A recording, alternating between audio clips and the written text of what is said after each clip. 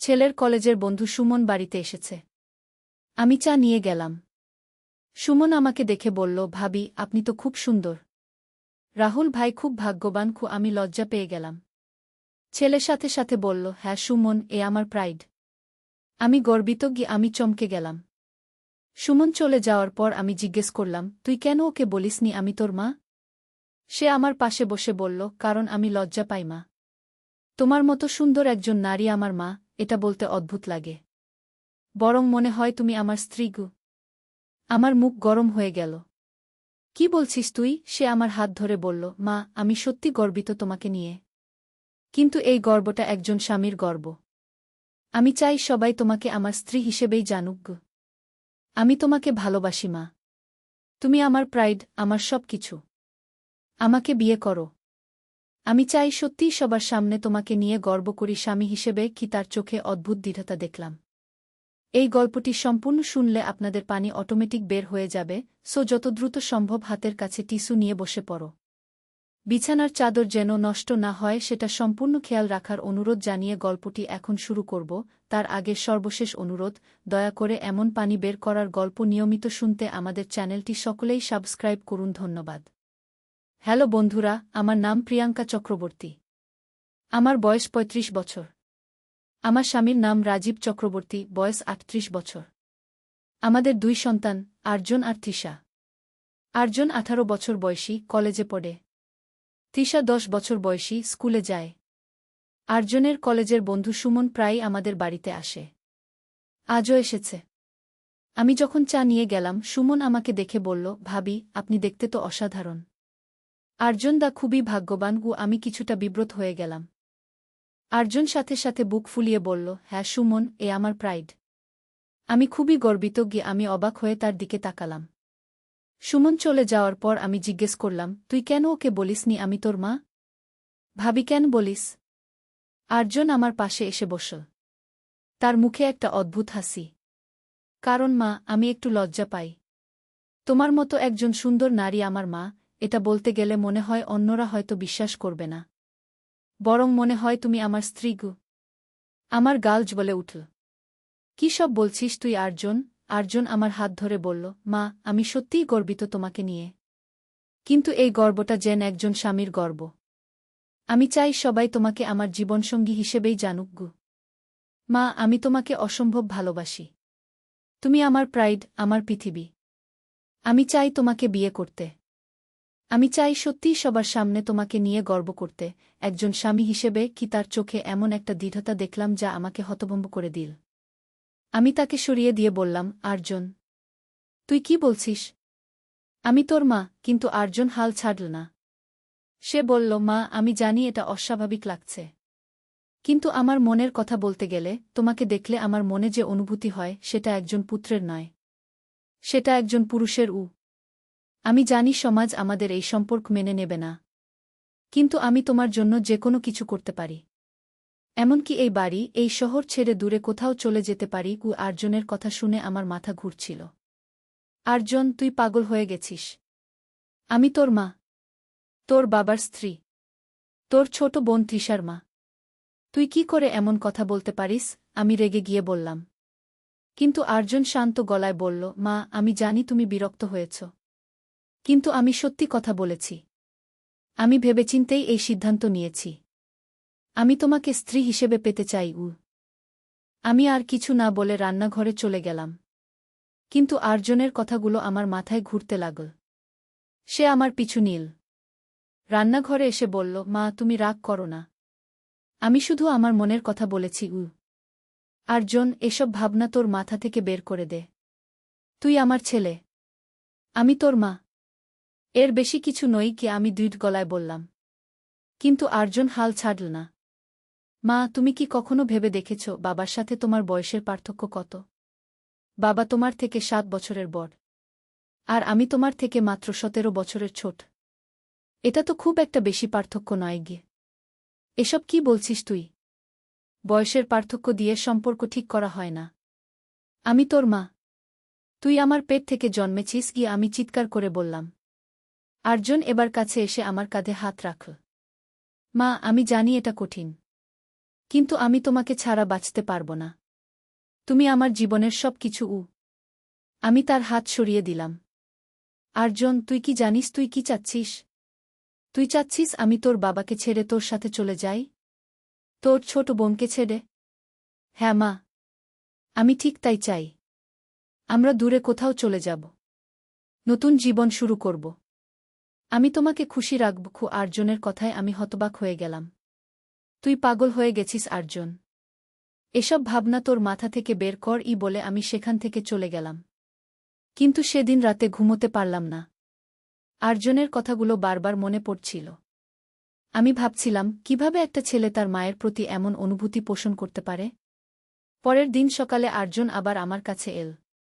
মা, তুমি গতকাল রাতে ঘুমাতে পারোনি। আমি জানি আমি অবাক হয়ে জিজ্ঞেস করলাম, তুই কিভাবে জানলি? আমিও ঘুমাতে পারিনি। তোমার ঘরের সামনে দাঁড়িয়েছিলাম। দেখেছি তুমি বারবার পাশ ফিরছিলে। আর্জনের কথায় আমি আরও অবাক হলাম। আর্জন, তুই কি সত্যিই মনে করিস আমি তোর এই প্রস্তাব মেনে নেব? আমি জিজ্ঞেস করলাম। মা, আমি জানি তুমি এখনই রাজি হবে না। কিন্তু আমি অপেক্ষা করব। যতদিন লাগে ততদিন। আর্জনের দৃঢ়তা দেখে আমি বুঝলাম সে আসলেই গুরুতর। আর্জন, তুই কি জানিস এর পরিণতি কি হতে পারে? সমাজ আমাদের কি চোখে দেখবে? আমি জিজ্ঞেস করলাম। মা, সমাজের কথা ভেবে কি আমি আমার সত্যিকারের অনুভূতিকে দমিয়ে রাখব? আমি তোমাকে ভালোবাসি। এটাই সত্য। আর্জনের কথায় আমার মনে একটা দোলাচল শুরু হল। কিন্তু আর্জন, আমি তো তোর বাবাকেও ভালোবাসি। তিশাকেও। কিভাবে আমি সবাইকে ছেড়ে যাব? আমি বললাম। মা, তুমি কি বাবাকে সত্যিই ভালোবাসো? নাকি অভ্যাসে চলে যাচ্ছে? আর্জনের প্রশ্নে আমি চুপ হয়ে গেলাম। সত্যি বলতে কি, রাজীবের সাথে আমার সম্পর্ক এখন আর আগের মতো নেই। শুধু সংসার চালানোর জন্যই যেন চলছে। দেখ মা, তুমি এখনো যুবতী। তোমার জীবন উপভোগ করার বয়স। কিন্তু এই বাড়িতে তুমি শুধু একটা গৃহিণী হয়ে আছো। তোমার স্বপ্ন, তোমার ইচ্ছা কিছুই পূরণ হচ্ছে না। আর্জনের কথায় আমার চোখে পানি এসে গেল। সত্যি বলতে কি, আর্জনের কথায় কিছু সত্যতা আছে। আমি সত্যিই অনেক স্বপ্ন নিয়ে এই সংসারে এসেছিলাম। কিন্তু সবই ঘরসংসারের ঝামেলায় চাপা পড়ে গেছে। মা, তুমি যদি আমার সাথে চলে যাও, তাহলে আমি তোমার সব স্বপ্ন পূরণ করব। তুমি যা চাও তাই করতে পারবে। আর্জনের কথায় আমার মন নড়ে উঠল। কিন্তু হঠাৎ আমার মনে পড়ল তিশার কথা। আর তিশা? সে কি হবে? আমি জিজ্ঞেস করলাম। তিশাও আমাদের সাথে যেতে পারে। আমি তার দেখাশোনা করব। আর্জনের জবাব। কিন্তু তিশা কি ভাববে? তার মা তার দাদার সাথে পালিয়ে গেল। আমি বললাম। মা, আমরা তিশাকে বুঝিয়ে বলব। সে বুঝবে। আর্জনের আত্মবিশ্বাস দেখে আমি অবাক হলাম। এরপর কয়েকদিন আর্জন আমাকে বোঝানোর চেষ্টা করতে লাগল। প্রতিদিন নতুন নতুন যুক্তি দিতে লাগল। আর আমি ধীরে ধীরে তার কথায় প্রভাবিত হতে লাগলাম। একদিন আর্জন আমাকে বলল, মা, আমি জানি তুমি আমাকে ভালোবাসো। কিন্তু সেই ভালোবাসাটা শুধু একটা মায়ের ভালোবাসা। আমি চাই তুমি আমাকে একটা পুরুষ হিসেবে ভালোবাসো। আর্জন, এসব কথা বলো না। আমি তোর মা। আমি বললাম। মা, তুমি কি কখনো আমাকে একটা পুরুষ হিসেবে দেখেছ? আর্জনের প্রশ্নে আমি লজ্জা পেয়ে গেলাম। সত্যি বলতে কি, আর্জন এখন অনেক পরিণত হয়েছে। তার গড়ন, তার কথাবার্তা সবকিছুই একটা পূর্ণবয়স্ক পুরুষের মতো। মা, আমি তোমার জন্য কতটা পাগল জানো? আমি তোমাকে ছাড়া আর কোনো মেয়ের দিকে তাকাতে পারি না। কলেজের মেয়েরা আমাকে নিয়ে কত কিছু বলে। কিন্তু আমার কাছে তারা কেউই তোমার মতো সুন্দর লাগে না। আর্জনের কথায় আমার গাল লাল হয়ে গেল। আর্জন, তুই এসব কথা বলিস না। আমার লজ্জা লাগে। আমি বললাম। কেন মা? লজ্জার কি আছে? আমি তো সত্য কথা বলছি। আর্জন আমার কাছে এসে বসল। মা, তুমি কি জানো আমি রাতে কি করি? তোমার ছবি দেখে দেখে তোমার কথা ভাবি। তোমাকে নিয়ে স্বপ্ন দেখি। আর্জনের কথায় আমার বুক দুরুদুরু করতে লাগল। আর্জন, এসব কথা বলো না। আমি মাথা নিচু করে বললাম। মা, আমি জানি তুমিও আমার প্রতি কিছু অনুভব করো। তোমার চোখে আমি দেখতে পাই। আর্জনের কথায় আমি চমকে উঠলাম। সত্যি বলতে কি, আর্জনের কথা শোনার পর থেকে আমিও তার দিকে একটু অন্যভাবে তাকাতে শুরু করেছি। তার কথাবার্তায়, তার আচরণে একটা পরিণত পুরুষের ছাপ দেখতে পাচ্ছি। মা, আমাকে একবার সুযোগ দাও। আমি প্রমাণ করে দেব যে আমি তোমাকে কতটা ভালোবাসি। আর্জন আমার হাত ধরে বলল। আমি হাত ছাড়িয়ে নিতে চেষ্টা করলাম, কিন্তু পারলাম না। আর্জনের স্পর্শে আমার মনে একটা অদ্ভুত অনুভূতি হচ্ছিল। আর্জন, ছাড় আমার হাত। আমি ধীরে বললাম। মা, তুমি কি আমার স্পর্শ অপছন্দ করো? আর্জনের প্রশ্নে আমি কিছু বলতে পারলাম না। সত্যি বলতে কি, আর্জনের স্পর্শ আমার অপছন্দ হচ্ছিল না, বরং একটা নতুন অনুভূতি হচ্ছিল। মা, তুমি নীরব থাকলে আমি বুঝে নেব তুমি রাজি। আর্জন বলল। না আর্জন, আমি রাজি নই। আমি বললাম, কিন্তু গলার আওয়াজ দুর্বল হয়ে গেল। মা, তোমার গলার আওয়াজ বলছে তুমি আসলে রাজি। আর্জন আমার আরও কাছে এসে বসল। আর্জনের এই আচরণে আমি ভয় পেয়ে গেলাম। আমি উঠে পড়লাম। আর্জন, আমি তোর বাবাকে সব বলে দেব। মা, তুমি বাবাকে বলতে পারো। কিন্তু আমি আমার সিদ্ধান্তে অটল। আর্জনের দৃঢ়তা দেখে আমি বুঝলাম সে সত্যিই গুরুতর। সেদিন রাতে আমি রাজীবকে সব বললাম। রাজীব প্রথমে বিশ্বাস করতে পারল না। তারপর রেগে গিয়ে আর্জনকে ডাকল। আর্জন, তুই কি করছিস? তোর মায়ের সাথে এমন আচরণ! রাজীব চিৎকার করে বলল। বাবা, আমি সত্য কথা বলেছি। আমি মাকে ভালোবাসি। আর্জন শান্ত গলায় বলল। তুই পাগল হয়ে গেছিস। তোর মাকে ভালোবাসা মানে এই নয় যে তুই তাকে বিয়ে করবি। রাজীব আরও রেগে গেল। বাবা, আপনি বুঝবেন না। আমার ভালোবাসা আর 10টা ছেলের মতো নয়। আর্জন বলল। তুই আমার বাড়ি থেকে বেরিয়ে যা। রাজীব বলল। ঠিক আছে বাবা, কিন্তু আমি মাকে নিয়েই যাব। আর্জনের জবাবে রাজীব আরও রেগে গেল। রাজীব আর্জনকে মারতে গেল, কিন্তু আর্জন তাকে ঠেকিয়ে দিল। বাবা, আমার সাথে মারামারি করবেন না। আমি আপনাকে সম্মান করি। তুই যদি সত্যিই আমাকে সম্মান করতি তাহলে এমন কথা বলতি না। রাজীব বলল। বাবা, আমি আপনাকে সম্মান করি, কিন্তু আমার ভালোবাসাকেও সম্মান করুন। আর্জনের কথায় রাজীব অবাক হয়ে গেল। এরপর থেকে ঘরে একটা অস্বস্তিকর পরিস্থিতি তৈরি হল। রাজীব আর্জনের সাথে কথা বলা বন্ধ করে দিল, আর আর্জন আমাকে বোঝানোর চেষ্টা অব্যাহত রাখল। একদিন আর্জন আমাকে বলল, মা দেখো আমাদের ঘরের অবস্থা কেমন হয়েছে। বাবা আমার সাথে কথা বলেন না। তৃষা বুঝতে পারছে কিছু একটা হয়েছে। এভাবে চলতে পারে না। তাহলে তুই তোর সিদ্ধান্ত বদলাও। আমি বললাম। না মা, আমি পারব না। আমি তোমাকে ছাড়া বাঁচতে পারব না। আর্জনের কথায় আমার মনে দয়া হল। আর্জন, তুই কি সত্যিই ভাবিস আমি তোর বাবাকে ছেড়ে তোর সাথে চলে যাব? আমি জিজ্ঞেস করলাম। মা, আমার বিশ্বাস তুমি একদিন আমার কথা বুঝবে। তুমি বুঝবে যে আমিই তোমার জন্য সবচেয়ে ভালো। আর্জনের আত্মবিশ্বাস দেখে আমি অবাক হলাম। হঠাৎ একদিন রাজীব আমাকে বলল, প্রিয়াঙ্কা, আমি আর্জনকে দূরে কোথাও পাঠিয়ে দেব। হয়তো আমার ভাইয়ের কাছে কিন্তু সে যেতে রাজি হবে? আমি জিজ্ঞেস করলাম। রাজি না হলেও যেতে হবে। রাজীব দৃঢ় গলায় বলল। কিন্তু আর্জন যখন কথা জানতে পারল, তখন সে আমার কাছে এসে বলল, মা, বাবা আমাকে দূরে পাঠিয়ে দিতে চান, কিন্তু আমি যাব না। আমি তোমাকে ছেড়ে কোথাও যেতে পারব না। আর্জন, তুই যদি না যাস তাহলে এই ঘরে আর শান্তি থাকবে না। আমি বললাম। তাহলে আমরা একসাথে চলে যাই মা। আমি চাকরি খুঁজে নেব, তোমাকে সুখে রাখব। আর্জনের প্রস্তাবে আমি ভাবতে লাগলাম। সত্যি বলতে কি, আর্জনের এই অবিরাম প্রস্তাবে আমার মনেও একটা পরিবর্তন আসতে শুরু করেছিল। আমি ভাবছিলাম হয়তো আর্জন সত্যিই আমাকে অনেক ভালোবাসে। মা, তুমি কি জানো আমি তোমার জন্য কি করতে পারি? আমি তোমার জন্য জীবন দিতে পারি। আর্জনের কথায় আমার চোখে পানি এসে গেল। আর্জন, তুই এতটা ভালোবাসিস কেন আমাকে? আমি জিজ্ঞেস করলাম। মা, এর কোনো যুক্তি নেই। ভালোবাসার কি কোনো কারণ থাকে? আমি শুধু জানি আমি তোমাকে ছাড়া বাঁচতে পারব না। আর্জনের কথায় আমার হৃদয় গলে গেল। কিন্তু ঠিক তখনই তৃষা এসে হাজির। মা, দাদা কি বলছে? তুমি কাঁদছ কেন? তৃষার প্রশ্নে আমি চমকে উঠলাম। কিছু না মা, দাদার সাথে একটু কথা হচ্ছিল। আমি তাড়াতাড়ি চোখ মুছে ফেললাম। তৃষা চলে যাওয়ার পর আর্জন বলল, মা দেখো, তৃষাও বুঝতে পারছে আমাদের পরিস্থিতি। আমরা যত তাড়াতাড়ি সিদ্ধান্ত নেব ততই ভালো। আর্জন, আমি এখনও নিশ্চিত নই। আমি বললাম। মা, তুমি আমাকে একটা সুযোগ দাও। আমি প্রমাণ করে দেব যে আমি তোমাকে কতটা খুশি রাখতে পারি। আর্জন আমার হাত ধরে বলল।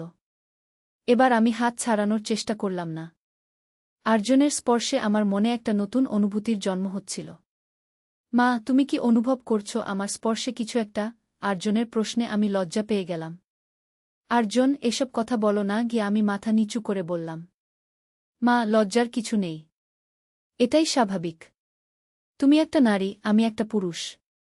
আমাদের মধ্যে আকর্ষণ থাকতেই পারে। আর্জনের কথায় আমার গাল লাল হয়ে গেল। কিন্তু হঠাৎ রাজীব ঘরে ঢুকে পড়ল। আমাদের এই অবস্থা দেখে সে আরও রেগে গেল। আর্জন, তুই তোর মায়ের সাথে কি করছিস? রাজীব চিৎকার করে বলল। বাবা, আমি শুধু মায়ের হাত ধরেছি। এতে রাগের কি আছে? আর্জন শান্ত গলায় বলল। তুই জানিস এটা ঠিক নয়। রাজীব বলল। বাবা, আমি কিছু ভুল করিনি। আমি শুধু আমার ভালোবাসা প্রকাশ করেছি। আর্জনের জবাবে রাজীব আরও রেগে গেল। তুই আজই এই বাড়ি ছেড়ে যাবি। রাজীব আলটিমেটাম দিল। ঠিক আছে বাবা, কিন্তু মাকে নিয়েই যাব। আর্জনের কথায় রাজীব হতবাক হয়ে গেল। প্রিয়াঙ্কা, তুমি কিছু বলো। রাজীব আমার দিকে তাকিয়ে বলল। আমি কিছু বলতে পারলাম না। আমার মন দুলছিল। একদিকে রাজীব, আমার স্বামী। অন্যদিকে আর্জন, আমার ছেলে, যে আমাকে এত ভালোবাসে। মা, তুমি কিছু বলো। তুমি কার সাথে থাকতে চাও? আর্জন জিজ্ঞেস করল। আমার মুখ থেকে কোনো কথা বের হল না। আমি দুজনের মুখের দিকে তাকিয়ে রইলাম। প্রিয়াঙ্কা, তুমি নীরব কেন? বলো, তুমি এই ছেলের সাথে যেতে চাও? রাজীবের প্রশ্নে আমি আরও বিব্রত হলাম। আমি জানি না। আমি কাঁদতে কাঁদতে বললাম। মা, তুমি যদি সত্যিই না জানো, তাহলে আমাকে একটা সুযোগ দাও। একদিনের জন্য হলেও আমার সাথে থাকো। তারপর সিদ্ধান্ত নিজক। আর্জনের প্রস্তাব শুনে রাজীব আরও রেগে গেল। কখনোই না। আমি এই অপমান সহ্য করব না। রাজীব বলল। বাবা, এটা অপমানের কিছু নয়। এটা ভালোবাসা। আর্জনের কথায় রাজীব হেসে ফেল। ভালোবাসা? তুই নিজের মায়ের প্রতি যে অনুভূতি পোষণ করছিস সেটাকে ভালোবাসা বলিস? রাজীব ব্যঙ্গ করে বলল। হ্যাঁ বাবা, এটাই ভালোবাসা। আমি মাকে একজন নারী হিসেবে ভালোবাসি। একজন পুরুষ যেমন একজন নারীকে ভালোবাসে। আর্জনের স্পষ্ট কথায় রাজীব অবাক হয়ে গেল। এই ঝগড়ার মধ্যে তৃষা আবার এসে হাজির। কি হচ্ছে এখানে? আপনারা সবাই চিৎকার করছেন কেন? তৃষার প্রশ্নে সবাই চুপ হয়ে গেল। কিছু না মা, বড়দের একটু কথা হচ্ছিল। আমি তৃষাকে বললাম। মা, দাদা কি বাড়ি ছেড়ে যাবে? আমি ওর সাথে কথা বলতে শুনলাম। তৃষার কথায় আমার বুক ভেঙে গেল। না মা, দাদা কোথাও যাবে না। আমি তৃষাকে আশ্বস্ত করলাম। তৃষা চলে যাওয়ার পর রাজীব বলল, দেখলে, মেয়েটাও বুঝতে পারছে। আর্জন, তুই এই পরিবারটা ভেঙে দিচ্ছিস। বাবা, আমি পরিবার ভাঙতে চাই না। আমি শুধু আমার ভালোবাসার মানুষকে পেতে চাই। আর্জনের কথায় আমার মন আরও নরম হয়ে গেল। আর্জন, তুই কি বুঝতে পারিস না যে তোর এই কাজ কতটা ভুল? রাজীব বলল। বাবা, ভালোবাসা কখনো ভুল হতে পারে না। হয়তো অস্বাভাবিক, কিন্তু ভুল নয়। আর্জনের দর্শন শুনে আমি অবাক হলাম। সেদিন রাতে আমি অনেক ভাবলাম। আর্জনের কথাগুলো আমার মাথায় ঘুরপাক খেতে লাগল। সত্যি বলতে কি, তার এই ভালোবাসা আমাকে স্পর্শ করেছিল। পরের দিন সকালে আর্জন আমার কাছে এসে বলল, মা, আমি আজ বাড়ি ছেড়ে যাব। কিন্তু যাওয়ার আগে তোমার কাছে একটা প্রতিশ্রুতি চাই। কি প্রতিশ্রুতি? আমি জিজ্ঞেস করলাম। তুমি আমাকে ভুলে যাবে না, আর আমার ভালোবাসাকে অপমান করবে না। আর্জনের কথায় আমার চোখে পানি এসে গেল। আর্জন, তুই সত্যিই যাবি? আমি কাঁদতে কাঁদতে জিজ্ঞেস করলাম। আমার আর কোনো উপায় নেই মা। বাবা আমাকে এই বাড়িতে রাখবেন না। আর্জনের গলায়ও দুঃখ ছিল। কিন্তু তুই কোথায় যাবি? আমি জিজ্ঞেস করলাম। আমার এক বন্ধুর সাথে থাকব। কিছুদিন পর হয়তো কোনো হোস্টেলে উঠব। আর্জনের কথায় আমার মন খারাপ হয়ে গেল। আর্জন, তুই এভাবে চলে যাবি? আমার কি কোনো মতামত নেই? আমি বললাম। মা, তোমার মতামত আছে। তুমি যদি আমার সাথে আসতে চাও তাহলে এসো। না হলে আমি একাই যাব। আর্জনের কথায় আমি দোটানা পড়ে গেলাম। আর্জন, আমি কিভাবে তৃষাকে ছেড়ে যাব? আমি বললাম। তৃষাকে নিয়েই যাব। আমি তার ভালো দেখাশোনা করব। আর্জনের আশ্বাসে আমার মন কিছুটা শান্ত হল। কিন্তু হঠাৎ আমার মনে একটা প্রশ্ন এলো। আর্জন, তুই কি সত্যিই মনে করিস আমি তোর বাবাকে ছেড়ে তোর সাথে চলে যাব? মা, আমার বিশ্বাস তুমি একদিন আমার ভালোবাসার মূল্য বুঝবে। হয়তো আজ নয়, কাল নয়, কিন্তু একদিন। আর্জনের আত্মবিশ্বাস দেখে আমি অবাক হলাম। দুপুরের সময় আর্জন তার জিনিসপত্র গুছিয়ে নিল। রাজীব অফিসে গিয়েছিল। তৃষা স্কুলে। শুধু আমি আর আর্জন বাড়িতে। মা, আমি চলে যাচ্ছি। তোমার কি আমার জন্য কোনো কথা আছে? আর্জন জিজ্ঞেস করল। আমি কিছু বলতে পারলাম না। শুধু কাঁদতে লাগলাম। আর্যন আমার কাছে এসে আমাকে জড়িয়ে ধরল। মা, কেঁদো না। আমি দূরে থাকব ঠিকই, কিন্তু তোমাকে ভুলব না। গিয়ে আর্যনের কথায় আমার কান্না আরও বেড়ে গেল। আর্যন, তুই আমাকে ছেড়ে যাচ্ছিস? ও আমি কাঁদতে কাঁদতে বললাম। মা, আমি তোমাকে ছাড়ছি না। তুমি আমাকে ছাড়ছ। ওই আর্যনের কথায় আমার বুক ফেটে গেল। আর্যন, আমি তোকে ছাড়তে চাই না, কিন্তু পরিস্থিতি গো। আমি আর বলতে পারলাম না। মা, পরিস্থিতি আমরা তৈরি করি। তুমি চাইলে এই পরিস্থিতি বদলাতে পারো। আর্যনের কথায় আমার মনে একটা দোলাচল শুরু হল। কিভাবে আর্যন? কিভাবে আমি সব ছেড়ে ছুড়ে তোর সাথে চলে যাব? আমি জিজ্ঞেস করলাম। মা, তুমি যদি সত্যিই আমাকে ভালোবাসো, তাহলে এসব বাধা তোমার কাছে কিছুই মনে হবে না। আর্যনের কথায় আমি আরও বিভ্রান্ত হয়ে পড়লাম। ঠিক তখনই দরজায় কলিং বেল বাজল। আর্যন দরজা খুলে দেখল তার বন্ধু সুমন। আর্যন, তুই রেডি? চল আমার সাথে গু। হ্যাঁ সুমন, আমি আসছি। আর্যন তার ব্যাগ কাঁধে নিল। মা, আমি চলে যাচ্ছি। তুমি আমার কথা ভেবো। আমি তোমার অপেক্ষায় থাকবি বলে আর্যন আমার কপালে একটা চুমু দিল। আর্যনের চুমুতে আমার শরীরে একটা অদ্ভুত কাঁপন খেলে গেল। আমি কিছু বুঝে ওঠার আগেই আর্যন চলে গেল। আর্যন চলে যাওয়ার পর বাড়িটা যেন ফাঁকা হয়ে গেল। তৃষা স্কুল থেকে এসে জিজ্ঞেস করল, মা, দাদা কোথায়? দাদা বন্ধুর বাড়ি গেছে। আমি তৃষাকে বললাম। কবে ফিরবে? তৃষার প্রশ্নে আমার চোখে আবার পানি এসে গেল। জানি না মা। আমি বললাম। রাত্রে রাজীব ফিরে এসে জানতে পারল আর্যন চলে গেছে। সে খুশি হল। ভালো হয়েছে। এখন ঘরে শান্তি থাকবে গু। কিন্তু আমার মন শান্ত ছিল না। আর্যনের কথাগুলো আমার মাথায় ঘুরপাক খেতে লাগল। তার সেই চুমুর অনুভূতি আমার মন থেকে যাচ্ছিল না। কয়েকদিন পর আর্যন ফোন করল। মা, কেমন আছো? ভালো নেই আর্যন। তোকে খুব মিস করছি। আমি সত্যি কথাই বললাম। মা, আমিও তোমাকে খুব মিস করছি। প্রতিদিন তোমার কথা ভাবি। আর্যনের কথায় আমার চোখে পানি এসে গেল। আর্যন, তুই কেমন আছিস? কোথায় থাকছিস? আমি জিজ্ঞেস করলাম। আমি ভালো আছি মা। সুমনের সাথে একটা ফ্ল্যাট ভাড়া নিয়েছি। আর একটা পার্ট টাইম জব করছি। আর্যনের কথা শুনে আমার মন খারাপ হয়ে গেল। আর্যন, তুই কষ্ট করছিস। বাড়িতে চলে আয়। আমি বললাম। মা, আমি বাড়িতে ফিরব, কিন্তু তোমাকে নিয়েই। আর্যনের কথায় আমার মন আবার দুলে উঠল।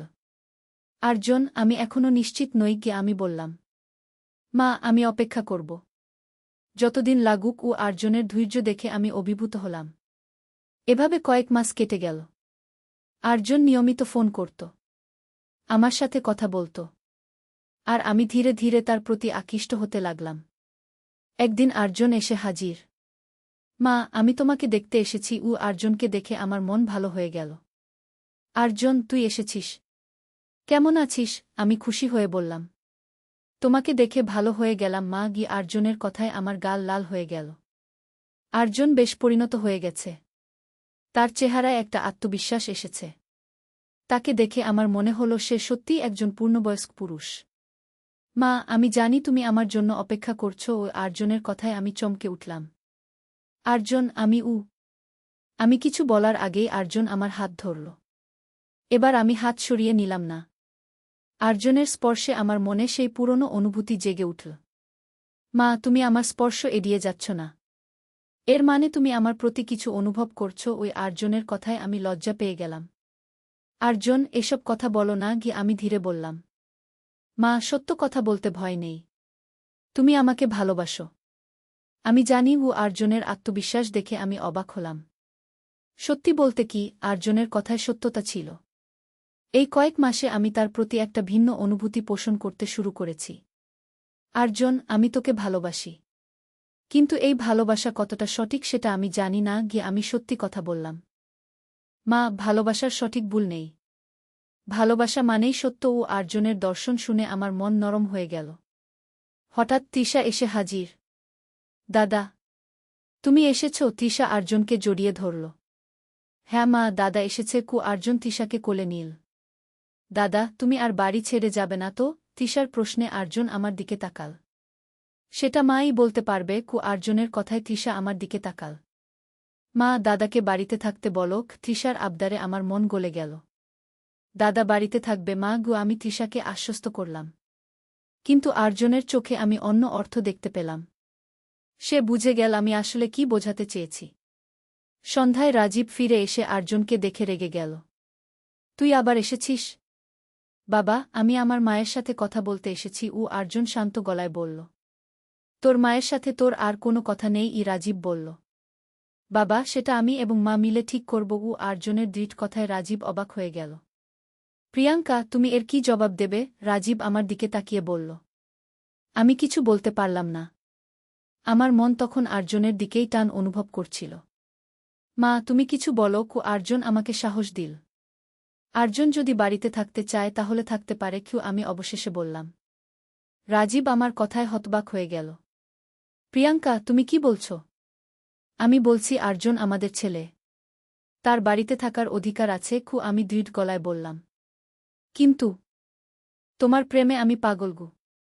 ছাদে টবে ফুলের চারা লাগিয়েছিলাম। ছেলে প্রতিদিন পানি দিত। একদিন দেখি গোলাপ ফুটেছে। সে একটা গোলাপ তুলে আমাকে দিল। বলল, মা, এই ফুল তোমার মতোই সুন্দর। আমি হাসলাম। হঠাৎ সে আমার চুলে ফুলটা গুজে দিয়ে বলল, তুমি আমার কাছে একটা ফুলের চেয়েও সুন্দর। সন্ধ্যার আলোতে তার মুখ অন্যরকম লাগছিল। সে আমার 2 হাত ধরে বলল, মা, আমি তোমার প্রেমে পাগল হয়ে গেছি। প্রতিদিন তোমাকে দেখে, তোমার যত্ন করে আমি বুঝেছি তুমি শুধু আমার মা নও, তুমি আমার প্রেমিকাও। ছাদের বাগানে ফুলের গন্ধ ছড়িয়েছিল। তার কথায় আমার মাথা ঘুরছিল। সে আমাকে জড়িয়ে ধরে বলল, বিয়ে করো আমাকে, আমরা এই বাগানেই আমাদের প্রেমের নিট বানাই। গোলাপের কাঁটা আমার আঙুলে বিঁধল, কিন্তু তার চেয়েও বেশি যন্ত্রণা হল হৃদয়ে গু। এই গল্পটি সম্পূর্ণ শুনলে আপনাদের পানি অটোমেটিক বের হয়ে যাবে, যত দ্রুত সম্ভব হাতের কাছে টিস্যু নিয়ে বসে পড়ুন। বিছানার চাদর যেন নষ্ট না হয় সেটা সম্পূর্ণ খেয়াল রাখার অনুরোধ জানিয়ে গল্পটি এখন শুরু করব। তার আগে সর্বশেষ অনুরোধ, দয়া করে এমন পানি বের করার গল্প নিয়মিত শুনতে আমাদের চ্যানেলটি সকলেই সাবস্ক্রাইব করুন। ধন্যবাদ। হ্যালো বন্ধুরা, আমার নাম রুমা বেগম। আমার বয়স 44 বছর। আমার স্বামীর নাম কামাল উদ্দিন, বয়স 47 বছর। আমাদের 2 সন্তান, রিফাত আর সীমা। রিফাত 21 বছর বয়সী, বিশ্ববিদ্যালয়ে পড়ে। সীমা 14 বছর বয়সী, উচ্চ বিদ্যালয়ে যায়। গতকাল সন্ধ্যায় ছাদে বাগান করতে গিয়েছিলাম। রিফাত আমার সাথে এসেছিল।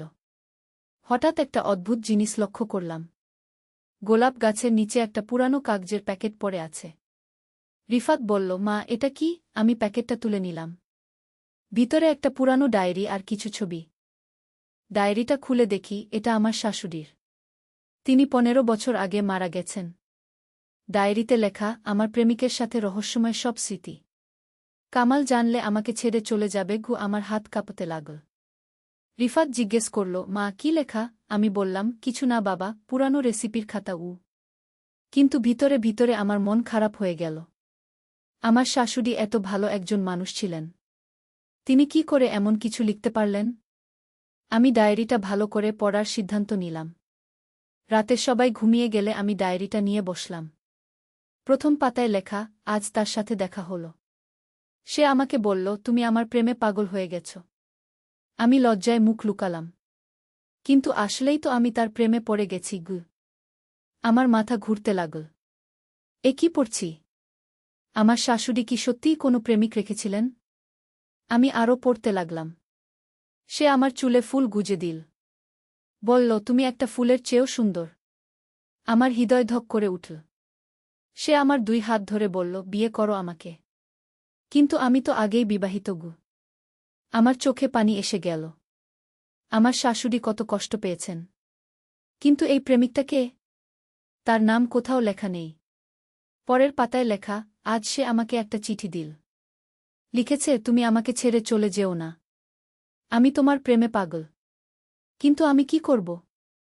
আমার স্বামী, আমার সন্তানরা, সবাইকে ছেড়ে কি করে যাব? আমি ভাবতে লাগলাম, কে হতে পারে এই রহস্যময় প্রেমিক? হঠাৎ আমার মনে পড়ল, আমার শাশুড়ি প্রায় একটা কবিতার বই পড়তেন। বইটার নাম ছিল প্রেমের গোলাপকু। তিনি বলতেন এই বইটা তার খুব প্রিয়। আমি উঠে গেলাম তার পুরানো আলমারিতে। বইটা খুঁজে পেলাম। বইটা খুলে দেখি, প্রতিটা কবিতার পাশে তার নিজের হাতে কিছু কিছু লেখা। একটা কবিতার পাশে লেখা, এই কবিতাটা আমার প্রেমিক আমাকে শোনাত। তার গলায় কত মিষ্টি লাগত। আমার কৌতূহল আরও বেড়ে গেল। কে এই প্রেমিক? কবি নাকি? আমি আরও খুঁজতে লাগলাম। হঠাৎ বইটার মাঝখানে একটা চিঠি পেলাম। চিঠিটা পড়ে আমার চোখ ছানাবড়া। লেখা, প্রিয় সুমিত্রা, তুমি আমার হৃদয়ের সবচেয়ে কাছের মানুষ। তুমি বলেছিলে তুমি আমার প্রেমে পাগল। আমিও তোমার প্রেমে পাগল। কিন্তু আমরা জানি আমাদের এই সম্পর্ক সম্ভব নয়।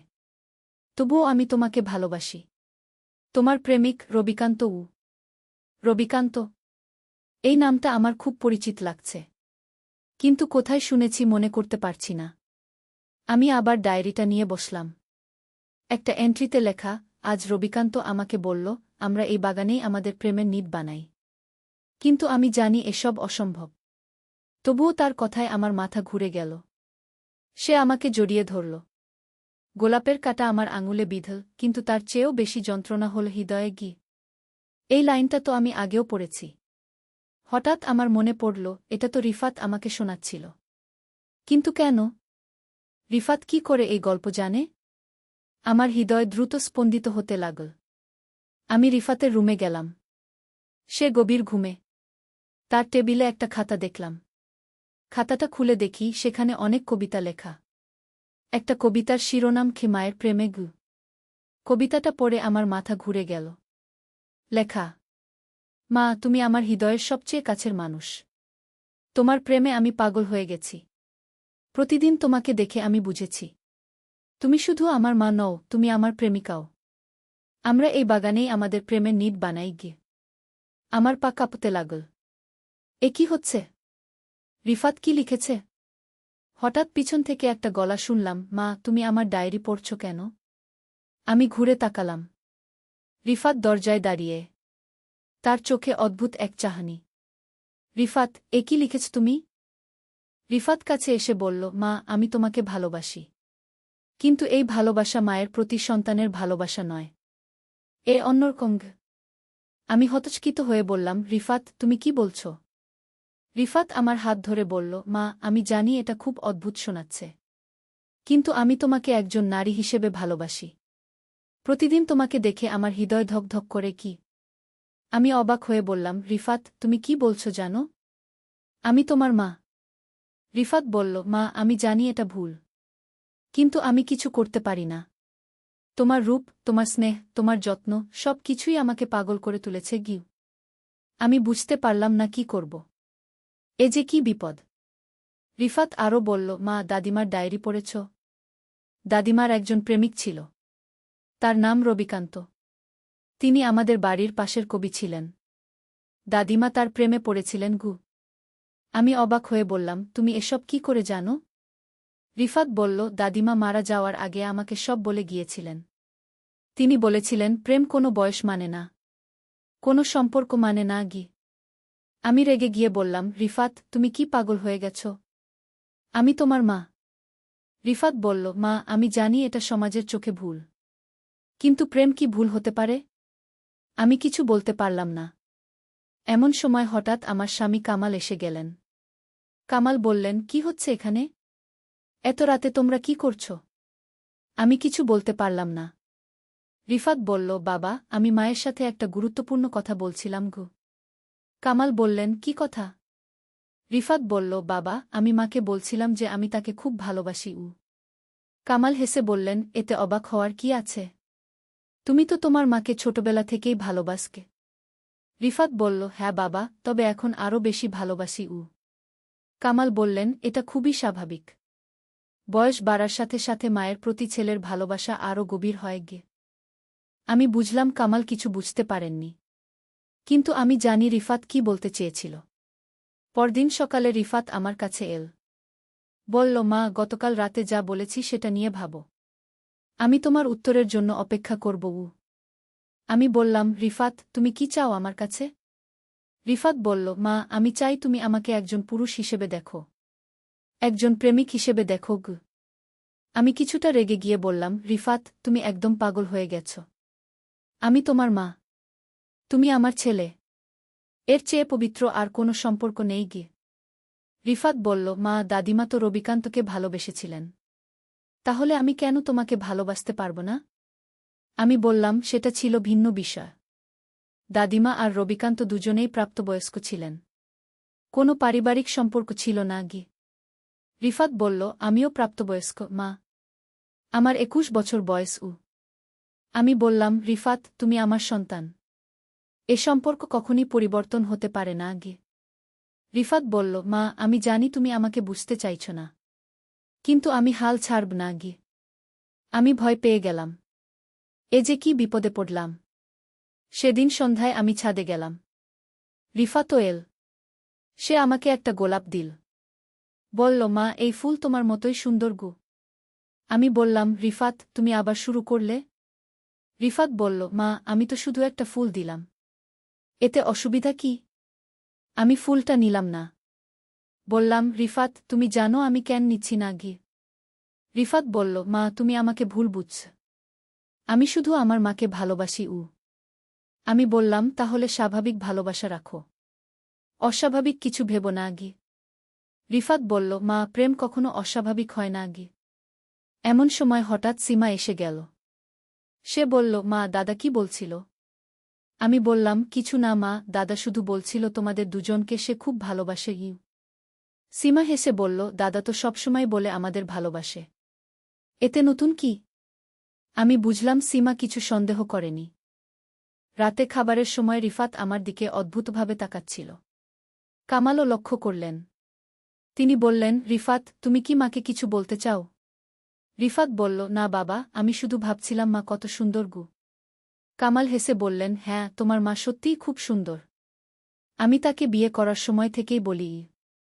রিফাত বলল, বাবা, তুমি কি মাকে প্রথম দেখেই প্রেমে পড়ে গিয়েছিলে? কামাল বললেন, হ্যাঁ পুত্র। প্রথম দেখাতেই আমি তোমার মায়ের প্রেমে পড়ে গিয়েছিলাম ঘ। রিফাত বলল, তাহলে প্রেম হওয়াটা স্বাভাবিক, তাই না বাবা? কামাল বললেন, অবশ্যই। প্রেম একটা সুন্দর অনুভূতি গো। রিফাত আমার দিকে তাকিয়ে বলল, শুনেছ মা? বাবা বলছেন প্রেম একটা সুন্দর অনুভূতি গো। আমি বুঝলাম রিফাত কি করতে চাইছে। সে তার বাবার কথা দিয়ে আমাকে বোঝানোর চেষ্টা করছে। খাওয়ার পর আমি রান্নাঘরে বাসন মাজতে গেলাম। রিফাত এসে আমাকে সাহায্য করতে লাগল। সে বলল, মা, আমি তোমাকে একটা কথা জিজ্ঞেস করতে পারি? আমি বললাম, কি? রিফাত বলল, তুমি কি কখনো ভেবেছ যে তুমি যদি আমার মা না হতে, তাহলে আমি তোমাকে বিয়ে করতাম? আমার হাত থেকে প্লেটটা পড়ে যাওয়ার উপক্রম হল। আমি বললাম, রিফাত, তুমি কি বলছ? রিফাত বলল, মা, আমি জানি এটা অদ্ভুত শোনাচ্ছে। কিন্তু আমি সত্যি ভাবি। তুমি এত সুন্দর, এত যত্নশীল, এত ভালো একজন মানুষ। আমি যদি তোমার ছেলে না হতাম, তাহলে নিশ্চয়ই তোমাকে বিয়ে করার চেষ্টা করতাম গ। আমি বললাম, রিফাত, তুমি কি পাগল হয়ে গেছ? এসব কথা কেন ভাবছ? রিফাত বলল, মা, আমি কিছু করতে পারি না। এসব কথা মাথায় আসে। আমি বললাম, রিফাত, তুমি একটা কাউন্সেলরের কাছে যাও। এসব ভাবনা স্বাভাবিক নয় গু। রিফাত বলল, মা, আমি কাউন্সেলরের কাছে যাব না। আমার কোনো সমস্যা নেই। আমি শুধু তোমাকে ভালোবাসি। আমি বুঝলাম রিফাতকে দিয়ে কিছু হবে না। আমাকে কোনো উপায় বের করতে হবে। পরদিন সকালে রিফাত কলেজে যাওয়ার আগে আমাকে বলল, মা, আজ সন্ধ্যায় আমি তোমার জন্য একটা সারপ্রাইজ নিয়ে আসব। আমি জিজ্ঞেস করলাম, কি সারপ্রাইজ? রিফাত বলল, সেটা বললে তো সারপ্রাইজ হবে না। তুমি ছাদে অপেক্ষা করো। আমি ভয় পেয়ে গেলাম। রিফাত কি আনবে? সন্ধ্যায় রিফাত এসে আমাকে বলল, মা, চলো ছাদে যাই। আমি ছাদে গেলাম। দেখি রিফাত অনেক মোমবাতি জ্বালিয়ে রেখেছে। ফুল দিয়ে সাজিয়েছে চারদিক। একটা টেবিল সাজানো। আমি অবাক হয়ে বললাম, রিফাত, এসব কি? রিফাত বলল, মা, এটা আমার তোমার জন্য প্রেমের উপহার। আমি রেগে গিয়ে বললাম, রিফাত, তুমি একদম সীমা ছাড়িয়ে গেছ। এসব কি করছ? রিফাত বলল, মা, আমি তোমাকে রোমান্টিক ডিনার করাতে চাই। আমি বললাম, রিফাত, আমি তোমার মা। তুমি আমার সাথে রোমান্টিক ডিনার করতে চাও? রিফাত বলল, মা, প্লিজ একবার আমার কথা শোনো। আমি তোমাকে সত্যিকারের ভালোবাসা দিতে চাই। আমি বললাম, রিফাত, তুমি মানসিকভাবে অসুস্থ। আমি তোমার বাবাকে সব বলে দেব। রিফাত বলল, মা, তুমি বাবাকে বললে আমি বাড়ি ছেড়ে চলে যাব। আমি ভয় পেয়ে গেলাম। রিফাত সত্যিই চলে গেলে কি হবে? রিফাত আমার কাছে এসে বলল, মা, আমি জানি তুমি আমাকে ভালোবাসো। তুমি আমার জন্য সব কিছু করো। তাহলে আমার এই ভালোবাসাও কবুল করো গে। আমি বললাম, রিফাত, মায়ের ভালোবাসা আর প্রেমিকের ভালোবাসা এক নয় গিয়ে। রিফাত বলল, মা, ভালোবাসা তো ভালোবাসাই, সেটা যে ধরনেরই হোক গু। এমন সময় হঠাৎ কামাল ছাদে উঠে এলেন। তিনি এসব দেখে অবাক হয়ে গেলেন। কামাল বললেন, এসব কি? কে সাজিয়েছে? রিফাত বলল, বাবা, আমি মায়ের জন্য একটা ছোট সারপ্রাইজ করেছি। কামাল বললেন, কি সারপ্রাইজ?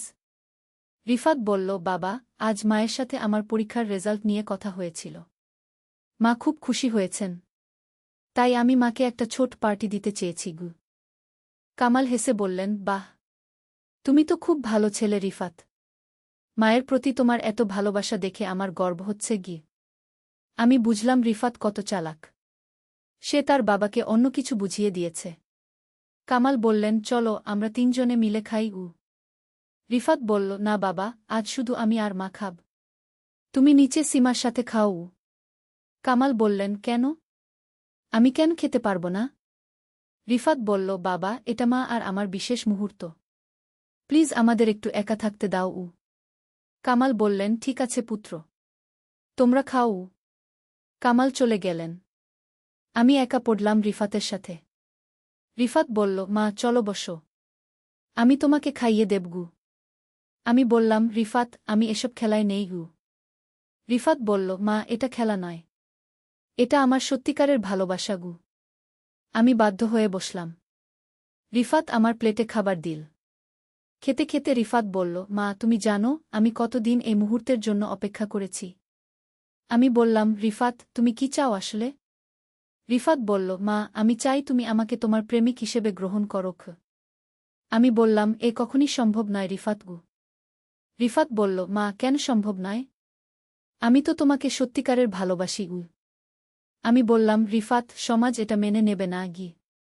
রিফাত বলল, মা, আমরা কাউকে বলবো না, এটা থাকবে শুধু আমাদের মধ্যে গু। আমি অবাক হয়ে বললাম, রিফাত, তুমি কি বলছ?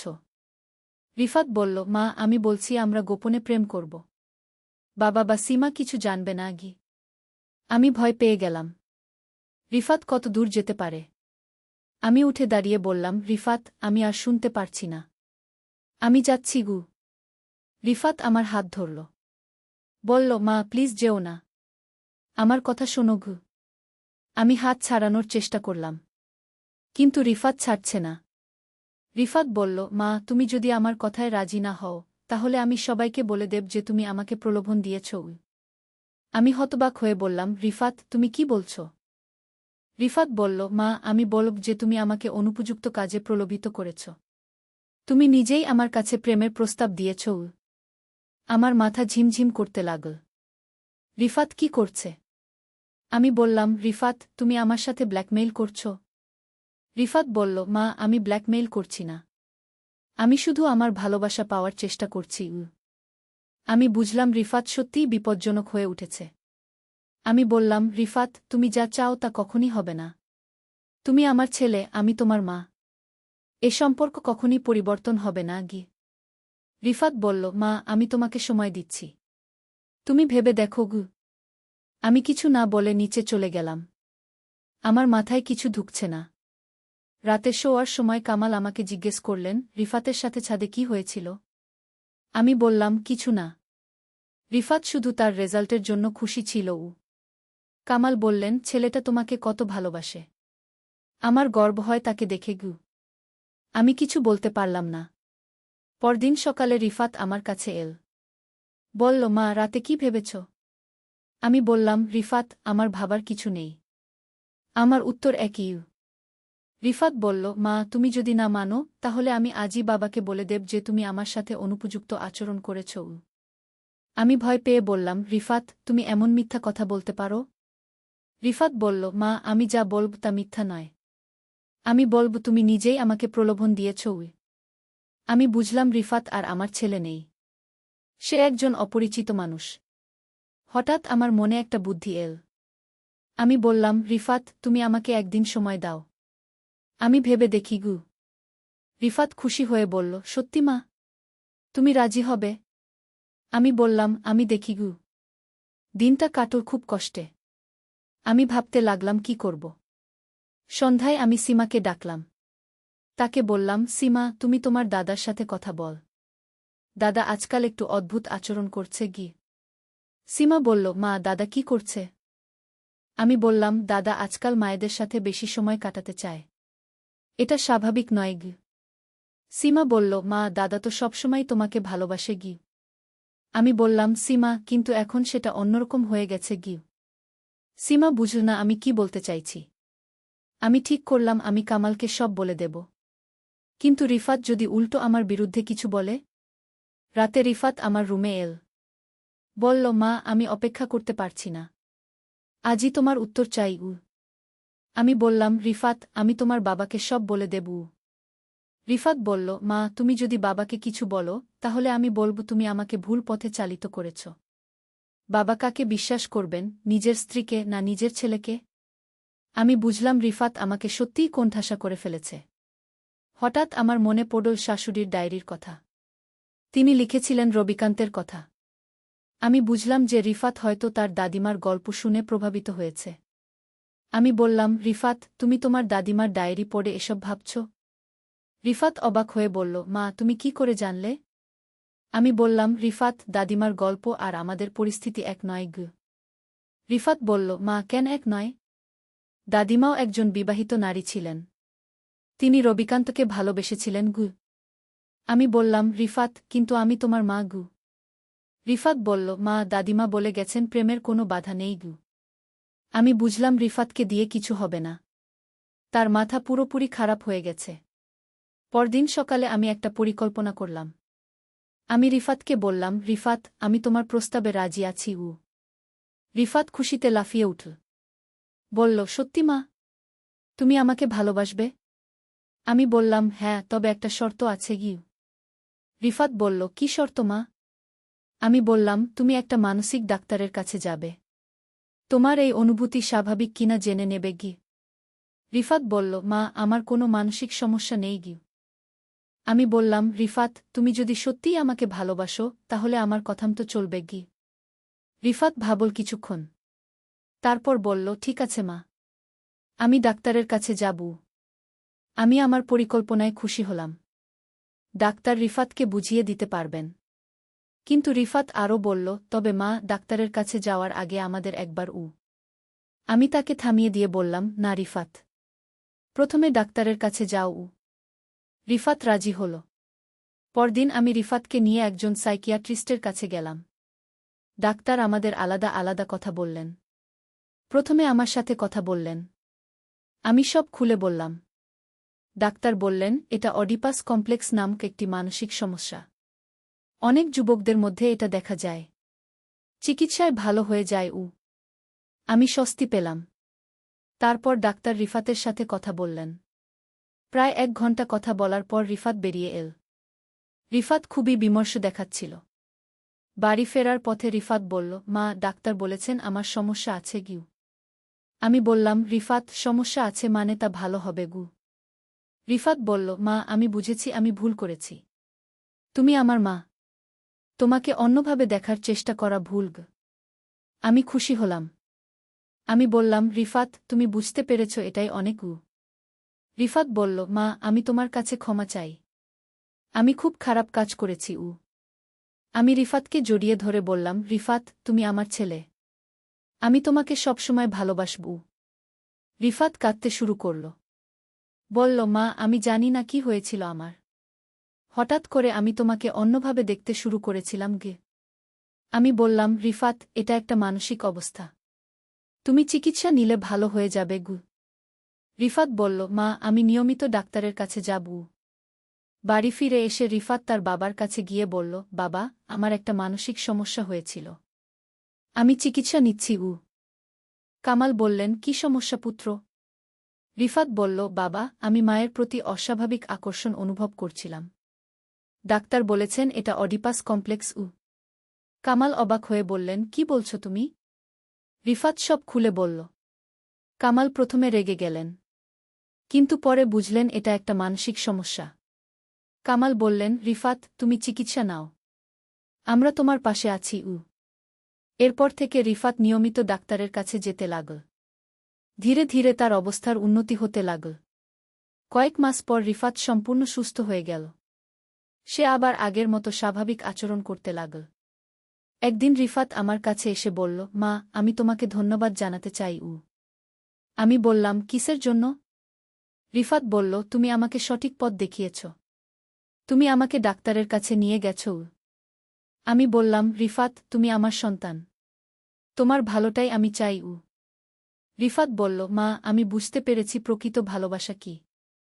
মায়ের প্রতি সন্তানের ভালোবাসা এবং প্রেমিকের প্রতি প্রেমিকার ভালোবাসা দুটো সম্পূর্ণ আলাদা।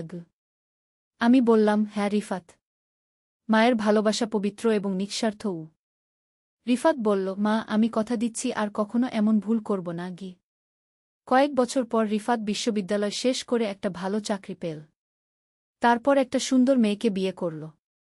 আজ রিফাত একজন সুখী মানুষ। তার স্ত্রী ও সন্তানরা নিয়ে সে সুন্দর জীবনযাপন করছে।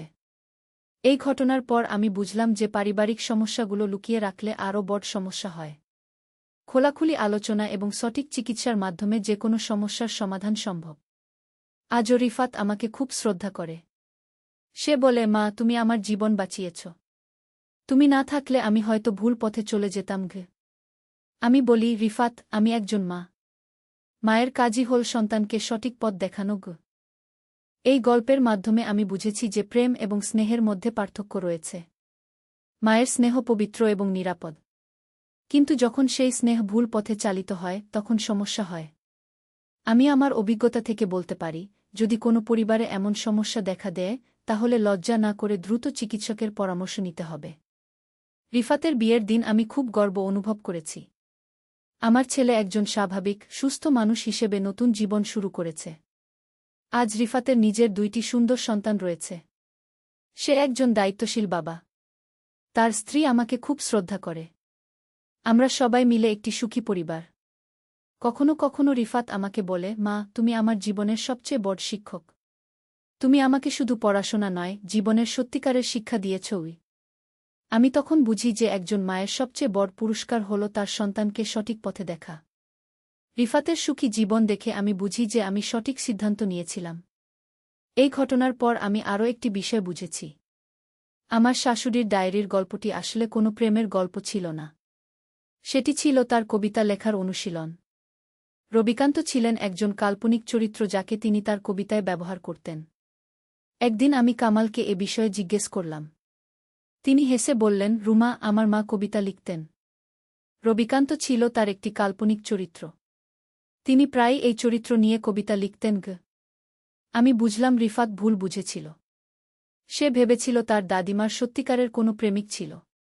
কিন্তু এই ঘটনা আমাকে একটি গুরুত্বপূর্ণ শিক্ষা দিয়েছে। পারিবারিক সমস্যা কখনো লুকিয়ে রাখা উচিত নয়। খোলামেলা আলোচনা এবং সঠিক পদক্ষেপের মাধ্যমে যে কোনো সমস্যার সমাধান সম্ভব। আজ আমার পরিবার সুখী এবং শান্তিপূর্ণ। রিফাত একজন দায়িত্বশীল স্বামী ও বাবা। সীমাও বড় হয়ে একটি ভালো চাকরি পেয়েছে। আমার স্বামী কামাল এখনও আমাকে আগের মতোই ভালোবাসেন। এই গল্পের মাধ্যমে আমি বলতে চাই, প্রতিটি সমস্যার সমাধান রয়েছে। শুধু ধৈর্য, বুদ্ধি এবং সঠিক পদক্ষেপের প্রয়োজন। কখনো হতাশ হওয়া উচিত নয়। রিফাতের বিয়ের পর আমি তার স্ত্রী নিশাকে বললাম, নিশা, রিফাত একটি ভালো ছেলে। তবে সে মাঝে মাঝে বেশি আবেগপ্রবণ হয়ে পড়ে। তুমি তাকে বুঝিয়ে রাখবে। নিশা বলল, মা, আমি রিফাতকে খুব ভালোবাসি। আমি তার যত্ন নেব। আজ রিফাত ও নিশার 2টি সুন্দর সন্তান। একটি ছেলে আর একটি মেয়ে। তারা আমাকে নানি বলে ডাকে। তাদের হাসিমুখ দেখলে আমার মনে হয় জীবনের সব কষ্ট সার্থক। কয়েক বছর আগে রিফাত আমাকে বলেছিল, মা, তুমি জানো, আমি এখন বুঝি যে একজন মায়ের ভালোবাসা কত পবিত্র।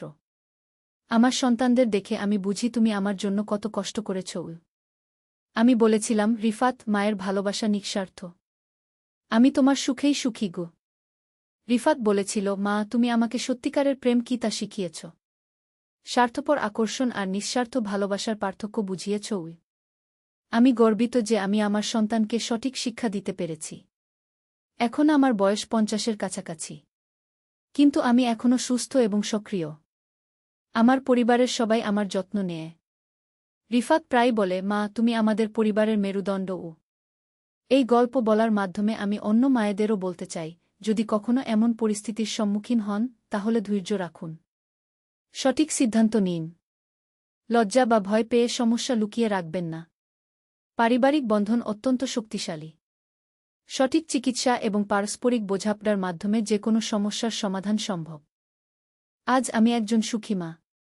আমার সন্তানরা সুস্থ, স্বাভাবিক এবং সুখী। এর চেয়ে বড় প্রাপ্তি একজন মায়ের আর কি হতে পারে? রিফাত এখন একটি বড় কোম্পানিতে ম্যানেজার হিসেবে কাজ করে। তার স্ত্রী নিশা একজন শিক্ষক। তাদের সুন্দর পরিবার দেখে আমার মনে হয় আমি জীবনে সফল। সীমাও একটি ভালো ছেলের সাথে বিয়ে হয়েছে। সে এখন একটি ব্যাংকে কাজ করে। তারও একটি সুন্দর পরিবার। আমার স্বামী কামাল এখন অবসরপ্রাপ্ত। আমরা দুজনে মিলে শান্তিতে দিন কাটাচ্ছি। মাঝে মাঝে সন্তান আর নাতিনাতনীদের নিয়ে ভ্রমণে যাই। জীবনে অনেক ঝড়ঝঞ্ঝা এসেছে, কিন্তু আমরা একসাথে সব মোকাবেলা করেছি। আজ আমি বলতে পারি আমার পরিবার একটি আদর্শ পরিবার। এই গল্পের শেষে আমি বলতে চাই, প্রতিটি মাই তার সন্তানের জন্য যে কোনো ত্যাগ স্বীকার করতে প্রস্তুত। কিন্তু কখনো কখনো কঠিন সিদ্ধান্ত নিতে হয়। সেই সিদ্ধান্তগুলোই সন্তানের ভবিষ্যৎ নির্ধারণ করে। আমি আমার অভিজ্ঞতা থেকে বলতে পারি, ভালোবাসা মানে সবকিছু মেনে নেওয়া নয়। কখনো কখনো ভালোবাসার খাতিরেই কঠোর হতে হয়। সন্তানকে সঠিক পথে রাখতে হয়। আজ আমার পরিবারের সবাই সুখী। এই সুখই আমার জীবনের সবচেয়ে বড় পুরস্কার। আমি আল্লাহর কাছে কৃতজ্ঞ যে তিনি আমাকে সঠিক পথ দেখিয়েছেন।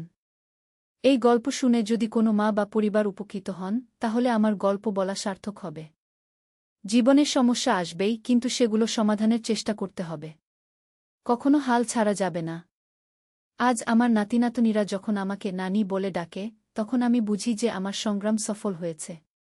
আমার পরিবার আজ একটি আদর্শ, সুখী পরিবার। রিফাত মাঝে মাঝে বলে, মা, তুমি আমার জীবনের সবচেয়ে বড় অনুপ্রেরণা। এই কথাগুলোই আমার জীবনের সবচেয়ে বড় পাওয়া। আজ আমি গর্ব করে বলতে পারি, আমি একজন সফল মা। আমার সন্তানরা আদর্শ মানুষ হয়ে উঠেছে।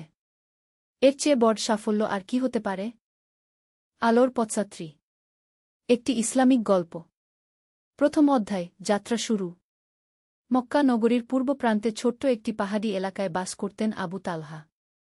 তিনি ছিলেন একজন সাধারণ ব্যবসায়ী, কিন্তু তার হৃদয়ে ছিল আল্লাহর প্রতি গভীর ভালোবাসা। প্রতিদিন ভোরে ফজরের আয়ানের সাথে সাথে তিনি জেগে উঠতেন এবং মসজিদে গিয়ে নামাজ আদায় করতেন। আবু তালহার একটি ছোট দোকান ছিল যেখানে তিনি খেজুর, মধু এবং অন্যান্য প্রয়োজনীয় জিনিসপত্র বিক্রি করতেন। তার ব্যবসায়িক লেনদেনে কখনো প্রতারণা বা অন্যায় ছিল না। তিনি সবসময় ন্যায্য দাম নিতেন এবং গরিব দুঃখীদের প্রায় বিনামূল্যে জিনিস দিয়ে দিতেন। একদিন সকালে আবু তালহা তার দোকান খুলছিলেন, এমন সময় একজন বয়স্ক লোক তার কাছে এসে হাজির হলেন। লোকটি দেখতে অত্যন্ত ক্লান্ত এবং ক্ষুধার্ত মনে হচ্ছিল। তার চোখে ছিল গভীর কষ্টের ছাপ।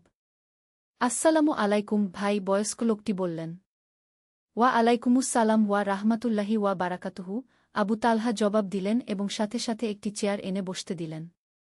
আমি অনেক দূর থেকে এসেছি, বয়স্ক লোকটি বললেন। আমার নাম ইউসুফ ইবনে আব্দুর রহমান। আমি একজন আলেম। কিন্তু সাম্প্রতিক সময়ে আমার এমন কিছু অভিজ্ঞতা হয়েছে যা আমাকে ভাবিয়ে তুলেছে। আবু তালহা কৌতূহলী হয়ে উঠলেন। তিনি তার দোকান থেকে খেজুর এবং পানি এনে বয়স্ক আলেমের সামনে রাখলেন। খান ভাই। তারপর আমাকে বলুন কি হয়েছে। ইউসুফ ইবনে আব্দুর রহমান খেজুর খেয়ে কিছুটা সুস্থ হয়ে বললেন, আমি গত ৩ মাস ধরে বিভিন্ন শহরে গিয়েছি। আমি দেখেছি যে অনেক মুসলিম তাদের দৈনন্দিন জীবনে ইসলামের শিক্ষা ভুলে যাচ্ছেন। অনেকে নামাজ পড়েন না, জাকাত দেন না, গরিবদের সাহায্য করেন না। কিছু মানুষ তো ইসলামের নামে ভুল কাজও করছেন। আবু তালহার মন খারাপ হয়ে গেল। তিনি বুঝতে পারলেন যে এই সমস্যা শুধু একটি এলাকার নয়, বরং ব্যাপক। তাহলে আমাদের কি করা উচিত? আবু তালহা জিজ্ঞেস করলেন। বয়স্ক আলেম একটু ভেবে বললেন, আমার মনে হয় আমাদের একটা সফর করা উচিত। বিভিন্ন জায়গায় গিয়ে মানুষদের সাথে কথা বলা উচিত। তাদের ইসলামের সত্যিকারের শিক্ষা মনে করিয়ে দেওয়া উচিত। তবে শুধু বক্তৃতা দিয়ে নয়, বরং আমাদের নিজেদের কাজের মাধ্যমে। আবু তালহা এই প্রস্তাবে গভীরভাবে চিন্তা করলেন। তিনি জানতেন যে এর জন্য তাকে তার ব্যবসা ছেড়ে দিতে হবে। কিন্তু তার মনে হল এটি আল্লাহর পথে একটি গুরুত্বপূর্ণ কাজ। আল্লাহর নামে আমি আপনার সাথে যেতে রাজি, আবু তালহা বললেন। দ্বিতীয় অধ্যায়, প্রথম গন্তব্য। পরের দিন ভোরে দুজনে মিলে তাদের সফর শুরু করলেন। তারা প্রথমে গেলেন মদিনার দিকে। রাস্তায় চলতে চলতে তারা বিভিন্ন মানুষের সাথে দেখা করতে লাগলেন। প্রথম দিনের সন্ধ্যায় তারা একটি ছোট গ্রামে পৌঁছালেন। গ্রামটির নাম ছিল নূর আল-হুদা, হেদায়েতের আলো। কিন্তু গ্রামে পৌঁছে তারা দেখলেন যে এই নামের সাথে বাস্তবতার অনেক পার্থক্য। গ্রামের মসজিদটি ছিল প্রায় খালি। মাগরিবের নামাজের সময় মাত্র ৫-৬ জন লোক এসেছিল। বাকি গ্রামবাসীরা তাদের নিজ নিজ কাজে ব্যস্ত ছিল। নামাজের পর মসজিদের ইমাম সাহেব তাদের কাছে এসে আফসোস করে বললেন, ভাইয়েরা, আমি খুবই চিন্তিত। এই গ্রামের মানুষজন ধীরে ধীরে দিনের পথ থেকে সরে যাচ্ছে। শুধু জুমার নামাজে কিছু মানুষ আসে, বাকি সময় মসজিদ খালি থাকে। ইউসুফ ইবনে আব্দুর রহমান ইমাম সাহেবকে জিজ্ঞেস করলেন, এর কারণ কি বলে আপনার মনে হয়? মানুষজন বলে যে তারা জীবিকার জন্য খুব ব্যস্ত। সকালে ক্ষেতখামারে কাজ করতে হয়, সন্ধ্যায় বাজারে যেতে হয়। তারা বলে নামাজের জন্য সময় নেই। আবু তালহা এবং ইউসুফ ইবনে আব্দুর রহমান একে অপরের দিকে তাকালেন। তারা বুঝতে পারলেন যে এই সমস্যার সমাধান খুঁজে বের করা দরকার। পরের দিন সকালে তারা গ্রামের বিভিন্ন বাড়িতে গেলেন। তারা কেউ বক্তৃতা দিতে গেলেন না, বরং মানুষদের সাহায্য করতে শুরু করলেন। আবু তালহা কৃষকদের ক্ষেতের কাজে সাহায্য করতে লাগলেন, আর ইউসুফ ইবনে আব্দুর রহমান শিশুদের কুরআন শেখাতে শুরু করলেন। কাজ করতে করতে তারা মানুষদের সাথে কথা বলতেন। তারা তাদের বোঝাতেন যে ইসলাম জীবনকে কঠিন করে না, বরং সহজ করে। নামাজ পড়লে মনে শান্তি আসে, জাকাত দিলে সম্পদে বরকত বাড়ে, সততার সাথে কাজ করলে আল্লাহ রিজিক বাড়িয়ে দেন। তৃতীয় অধ্যায়, প্রথম সফলতা।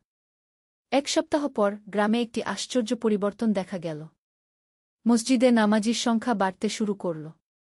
প্রথমে যারা শুধু জুমার নামাজে আসতেন, তারা দৈনিক নামাজেও আসতে শুরু করলেন। গ্রামের একজন কৃষক, আবদুল্লাহ ইবনে উমর, একদিন আবু তালহার কাছে এসে বললেন, ভাই, আমি আপনাদের দেখে অনুপ্রাণিত হয়েছি। আপনারা শুধু কথা বলেননি, কাজ দিয়ে দেখিয়েছেন। আমি বুঝতে পেরেছি যে ইসলাম শুধু মসজিদের জন্য নয়, বরং পুরো জীবনের জন্য। ইউসুফ ইবনে আব্দুর রহমান খুশি হয়ে বললেন, আল্লাহর শুকরিয়া। আমাদের উদ্দেশ্য এটাই ছিল। আমরা চেয়েছিলাম মানুষ যেন বুঝতে পারে যে ইসলাম একটি সম্পূর্ণ জীবনবিধান। গ্রামের আরেকজন মানুষ, ফাতিমা বিনতে আয়েশা, তার অভিজ্ঞতা শেয়ার করলেন।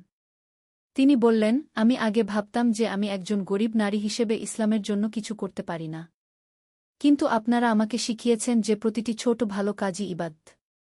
আমি এখন আমার প্রতিবেশীদের সাহায্য করি, এটাও আল্লাহর পথে একটি কাজ। এইভাবে গ্রামে একটা ইতিবাচক পরিবর্তন আনতে পেরে আবু তালহা এবং ইউসুফ ইবনে আব্দুর রহমান পরবর্তী গন্তব্যের দিকে রওনা হলেন। চতুর্থ অধ্যায়, কঠিন পরীক্ষা। তাদের পরবর্তী গন্তব্য ছিল একটি বড় শহর, আলমানার। এই শহরে পৌঁছে তারা দেখলেন যে এখানকার সমস্যা অনেক জটিল। শহরে অনেক মসজিদ ছিল, অনেক আলেম ছিল, কিন্তু তারপরেও মানুষের মধ্যে ইসলামিক মূল্যবোধের অভাব ছিল। শহরের ব্যবসায়ীরা প্রায় প্রতারণা করতেন, ওজনে কম দিতেন। ধনীরা গরিবদের সাহায্য করতেন না। এমনকি কিছু মানুষ নামাজ পড়তেন ঠিকই, কিন্তু তাদের আচার ব্যবহারে ইসলামের প্রভাব দেখা যেত না। একদিন বাজারে গিয়ে আবু তালহা দেখলেন যে একজন ব্যবসায়ী একজন গ্রাম্য মানুষকে ঠকানোর চেষ্টা করছেন। গ্রাম্য লোকটি চাল কিনতে এসেছিল, কিন্তু ব্যবসায়ী তাকে বেশি দাম দিতে বলছিল এবং ওজনেও কম দিচ্ছিল। আবু তালহা ভদ্রভাবে ব্যবসায়ীর কাছে গিয়ে বললেন, ভাই, আসসালামু আলাইকুম। আমি দেখছি আপনি এই ভাইয়ের সাথে চালের দামের ব্যাপারে কথা বলছেন। আমি নিজেও একজন ব্যবসায়ী। আমি জানি যে এই চালের ন্যায্য দাম কি হওয়া উচিত। ব্যবসায়ী একটু বিরক্ত হয়ে বললেন, আপনার সাথে এর কোনো সম্পর্ক নেই। আমি আমার ব্যবসা করছি। আল্লাহর কসম ভাই, আমি আপনার ব্যবসায় বাধা দিতে চাই না, আবু তালহা শান্তভাবে বললেন। কিন্তু আমাদের রাসূল বলেছেন যে সততা ও ন্যায়পরায়ণতার সাথে ব্যবসা করলে আল্লাহ বরকত দেন। আপনি যদি ন্যায্য দামে চাল বিক্রি করেন, তাহলে আল্লাহ আপনার রিজিকে বরকত দেবেন। কিন্তু ব্যবসায়ী আবু তালহার কথায় কান দিলেন না। তিনি বরং রাগ করে বললেন, আপনি কে আমাকে ধর্ম শেখাতে? আমি ৫ ওয়াক্ত নামাজ পড়ি, হজও করেছি।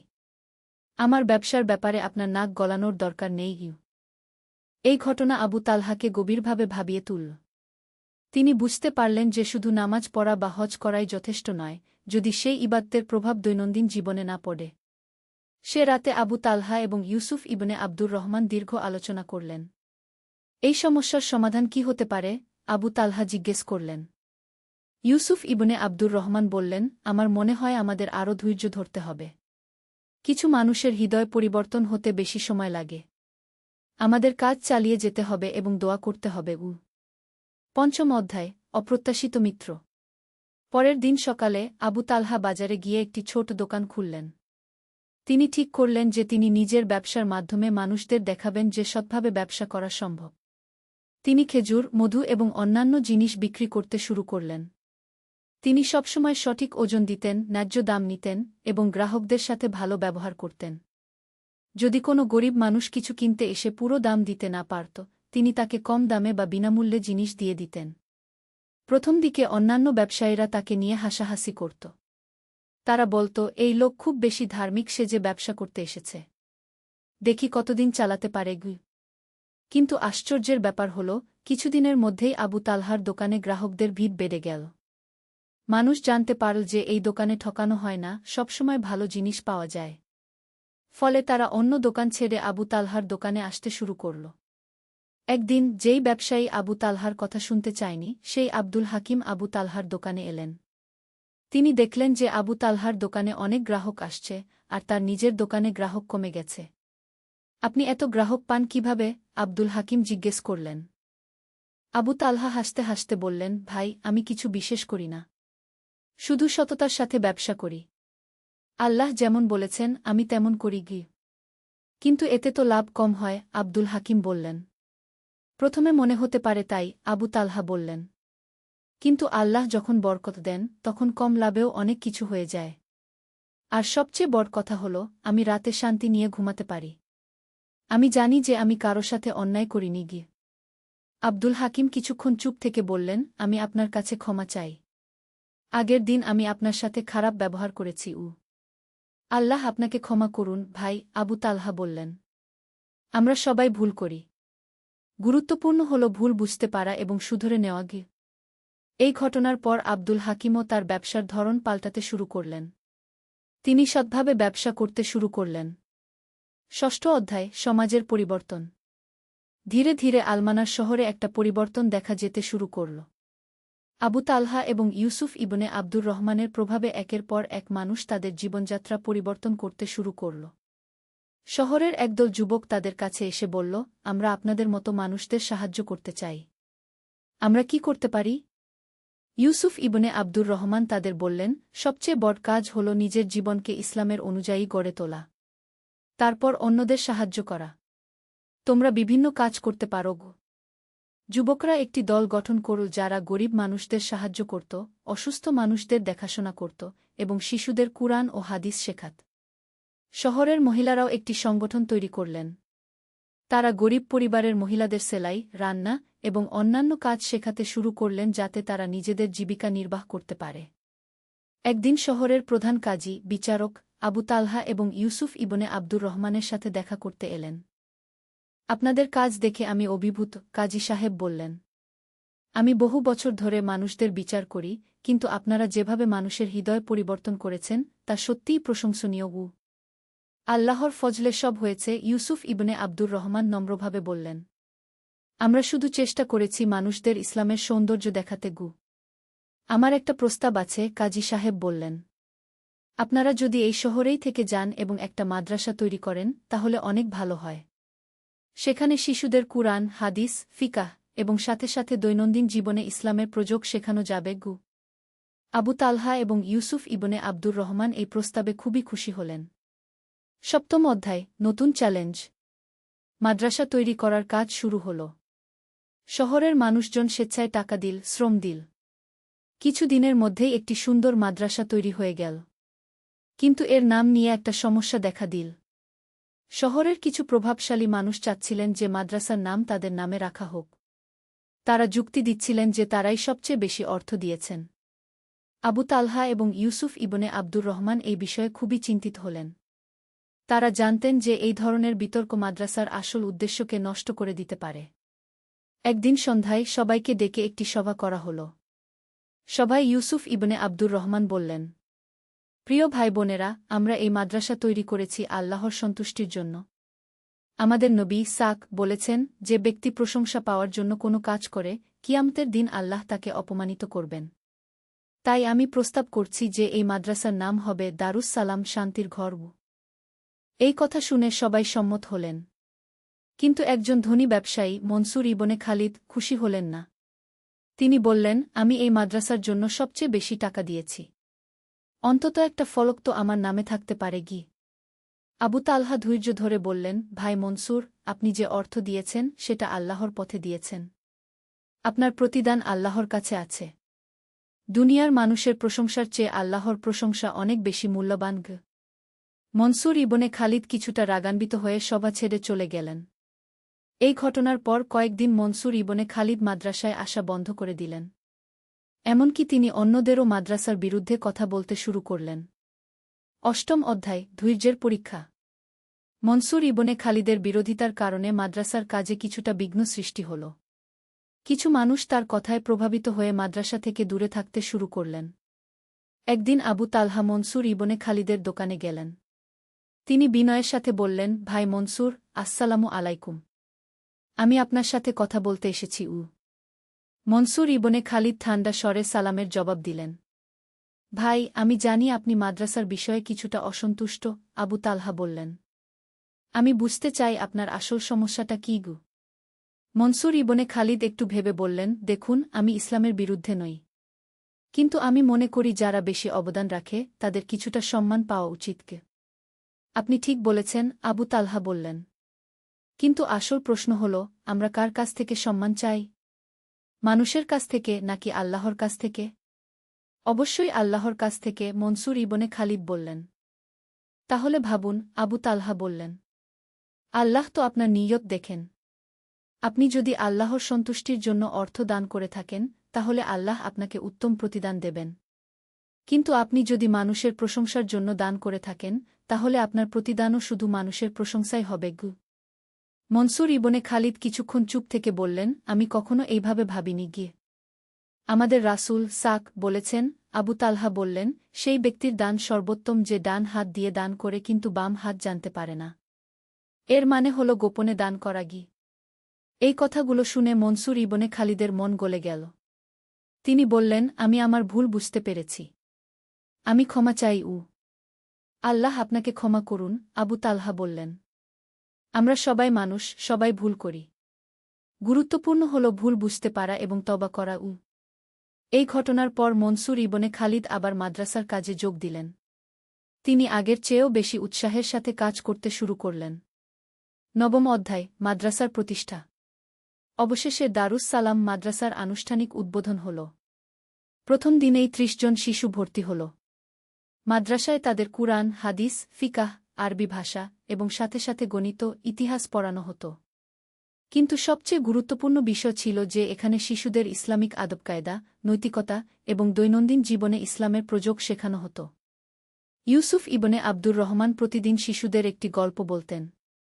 এই গল্পগুলোর মাধ্যমে তিনি তাদের ইসলামের বিভিন্ন শিক্ষা দিতেন। একদিন তিনি শিশুদের বললেন, বাচ্চারা, তোমরা জানো আমাদের নবী সাক কতটা সৎ ছিলেন? তিনি নবুয়াত পাওয়ার আগে থেকেই আলামিন বিশ্বস্ত নামে পরিচিত ছিলেন। এমনকি যারা পরে তার বিরোধিতা করেছিল, তারাও তার কাছে তাদের মূল্যবান জিনিস রেখে যেত, কারণ তারা জানত তিনি কখনো বিশ্বাসঘাতকতা করবেন না। একটি শিশু প্রশ্ন করল, উস্তাদজি, আমরা কিভাবে সৎ হতে পারি? খুব ভালো প্রশ্ন, ইউসুফ ইবনে আব্দুর রহমান বললেন। সততা হল একটি অভ্যাস। তোমরা ছোটবেলা থেকেই ছোট ছোট বিষয়ে সৎ থাকার অভ্যাস করবে। মিথ্যা বলবে না, প্রতারণা করবে না, অন্যের জিনিস চুরি করবে না। এইভাবে ধীরে ধীরে তোমরা বড় হয়ে একজন সৎ মানুষ হয়ে উঠবে। আবু তালহা শিশুদের ব্যবসার নৈতিকতা শেখাতেন। তিনি তাদের বাস্তব উদাহরণ দিয়ে বোঝাতেন কিভাবে ইসলামিক নীতি মেনে ব্যবসা করতে হয়। দশম অধ্যায়, বিস্তৃতি। মাদ্রাসা চালু হওয়ার ৬ মাস পর আশ্চর্যজনক কিছু ঘটনা ঘটতে শুরু করল। মাদ্রাসার ছাত্রদের আচরণ দেখে তাদের পরিবারের অন্যান্য সদস্যরাও প্রভাবিত হতে শুরু করল। একদিন একটি শিশুর মা, আমিনা বিনতে আহমাদ, আবু তালহার কাছে এসে বললেন, উস্তাদজি, আমার ছেলে আহমাদের মধ্যে অনেক পরিবর্তন দেখতে পাচ্ছি। সে এখন সবসময় সত্য কথা বলে, বড়দের সম্মান করে, ছোটদের স্নেহ করে। এমনকি সে আমাকে এবং তার বাবাকেও অনেক কিছু শেখায়। এই ধরনের পরিবর্তন দেখে শহরের আরও অনেক মানুষ তাদের সন্তানদের এই মাদ্রাসায় ভর্তি করাতে চাইলেন। কিন্তু শুধু শিশুরা নয়, বড়রাও এই পরিবর্তনে অংশগ্রহণ করতে চাইলেন। তারা আবু তালহা এবং ইউসুফ ইবনে আব্দুর রহমানের কাছে এসে বললেন যে তারাও ইসলামিক শিক্ষা নিতে চান। ফলে সন্ধ্যার পর প্রাপ্তবয়স্কদের জন্য আলাদা ক্লাসের ব্যবস্থা করা হল। এই ক্লাসে তারা কুরআন তিলাওয়াত, হাদিসের ব্যাখ্যা এবং দৈনন্দিন জীবনে ইসলামের প্রয়োগ নিয়ে আলোচনা করতেন। এমনকি শহরের অন্যান্য এলাকা থেকেও মানুষ এসে এই ক্লাসে যোগ দিতে শুরু করল। ধীরে ধীরে দারুস সালাম শুধু একটি মাদ্রাসা নয়, বরং একটি সামাজিক সংস্কার কেন্দ্র হয়ে উঠল। একাদশ অধ্যায়, নতুন দায়িত্ব। মাদ্রাসার সফলতা দেখে পার্শ্ববর্তী শহরগুলো থেকেও মানুষ আসতে শুরু করল। তারা অনুরোধ করল যেন তাদের এলাকায়ও এই রকম শিক্ষা কার্যক্রম চালু করা হয়। একদিন দূরের একটি শহর নুরুল ইমান থেকে একটি প্রতিনিধি দল এল। তাদের নেতা ছিলেন আব্দুর রাজ্জাক ইবনে সুলাইমান। আমরা আপনাদের কাজের কথা শুনেছি, তিনি বললেন। আমাদের শহরেও একই রকম সমস্যা আছে। মানুষ ইসলামের নাম জানে কিন্তু এর আসল শিক্ষা ভুলে যাচ্ছে। আপনারা কি আমাদের সাহায্য করতে পারবেন? ইউসুফ ইবনে আব্দুর রহমান এবং আবু তালহা এই অনুরোধে খুব খুশি হলেন। কিন্তু তারা জানতেন যে একই সময়ে দুটো জায়গায় কাজ করা কঠিন হবে। আমাদের একটি পরিকল্পনা আছে, ইউসুফ ইবনে আব্দুর রহমান বললেন। আমরা এখানে যে কয়েকজন ছাত্র তৈরি করেছি, তারাই অন্য জায়গায় গিয়ে কাজ শুরু করতে পারে। আমরা তাদের পুরোপুরি তৈরি করে দেবগু। এই পরিকল্পনা অনুযায়ী কাজ শুরু হল। মাদ্রাসার কয়েকজন উন্নত ছাত্র এবং স্থানীয় যুবকদের বিশেষ প্রশিক্ষণ দেওয়া হল। তাদের শেখানো হল কিভাবে কুরআন হাদিসের শিক্ষা দিতে হয়, কিভাবে মানুষের সাথে ভালো ব্যবহার করতে হয় এবং কিভাবে সমাজে ইতিবাচক পরিবর্তন আনতে হয়। এদের মধ্যে একজন ছিল মুহাম্মদ ইবনে আবদুল্লাহ।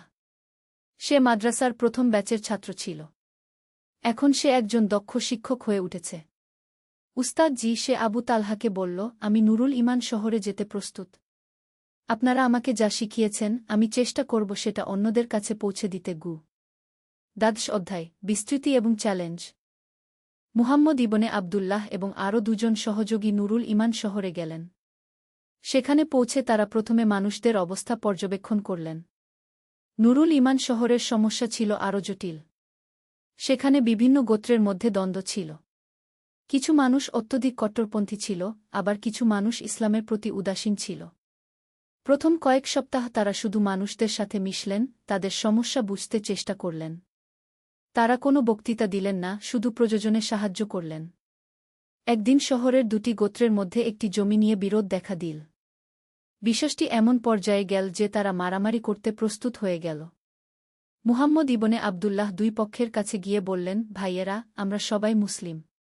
আমাদের নবী সাক বলেছেন, মুসলমান সে ব্যক্তি যার হাত এবং জিহ্বা থেকে অন্যান্য মুসলমান নিরাপদ থাকে। আমরা কি পারস্পরিক আলোচনার মাধ্যমে এই সমস্যার সমাধান করতে পারি না?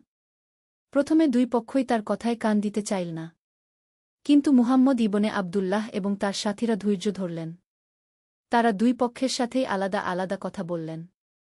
দেখুন, তিনি এক পক্ষকে বললেন, আপনারা যদি এই জমি পান, কিন্তু বিনিময়ে আপনাদের ভাইয়ের সাথে শত্রুতা তৈরি হয়, তাহলে কি সেই জমি আপনাদের কোনো কাজে আসবে? আর যদি আপনারা এই সমস্যা শান্তিপূর্ণভাবে সমাধান করেন, তাহলে আল্লাহ আপনাদের আরও বেশি দেবেন। অপরপক্ষকে তিনি বললেন, ইসলামে ন্যায়বিচার খুবই গুরুত্বপূর্ণ।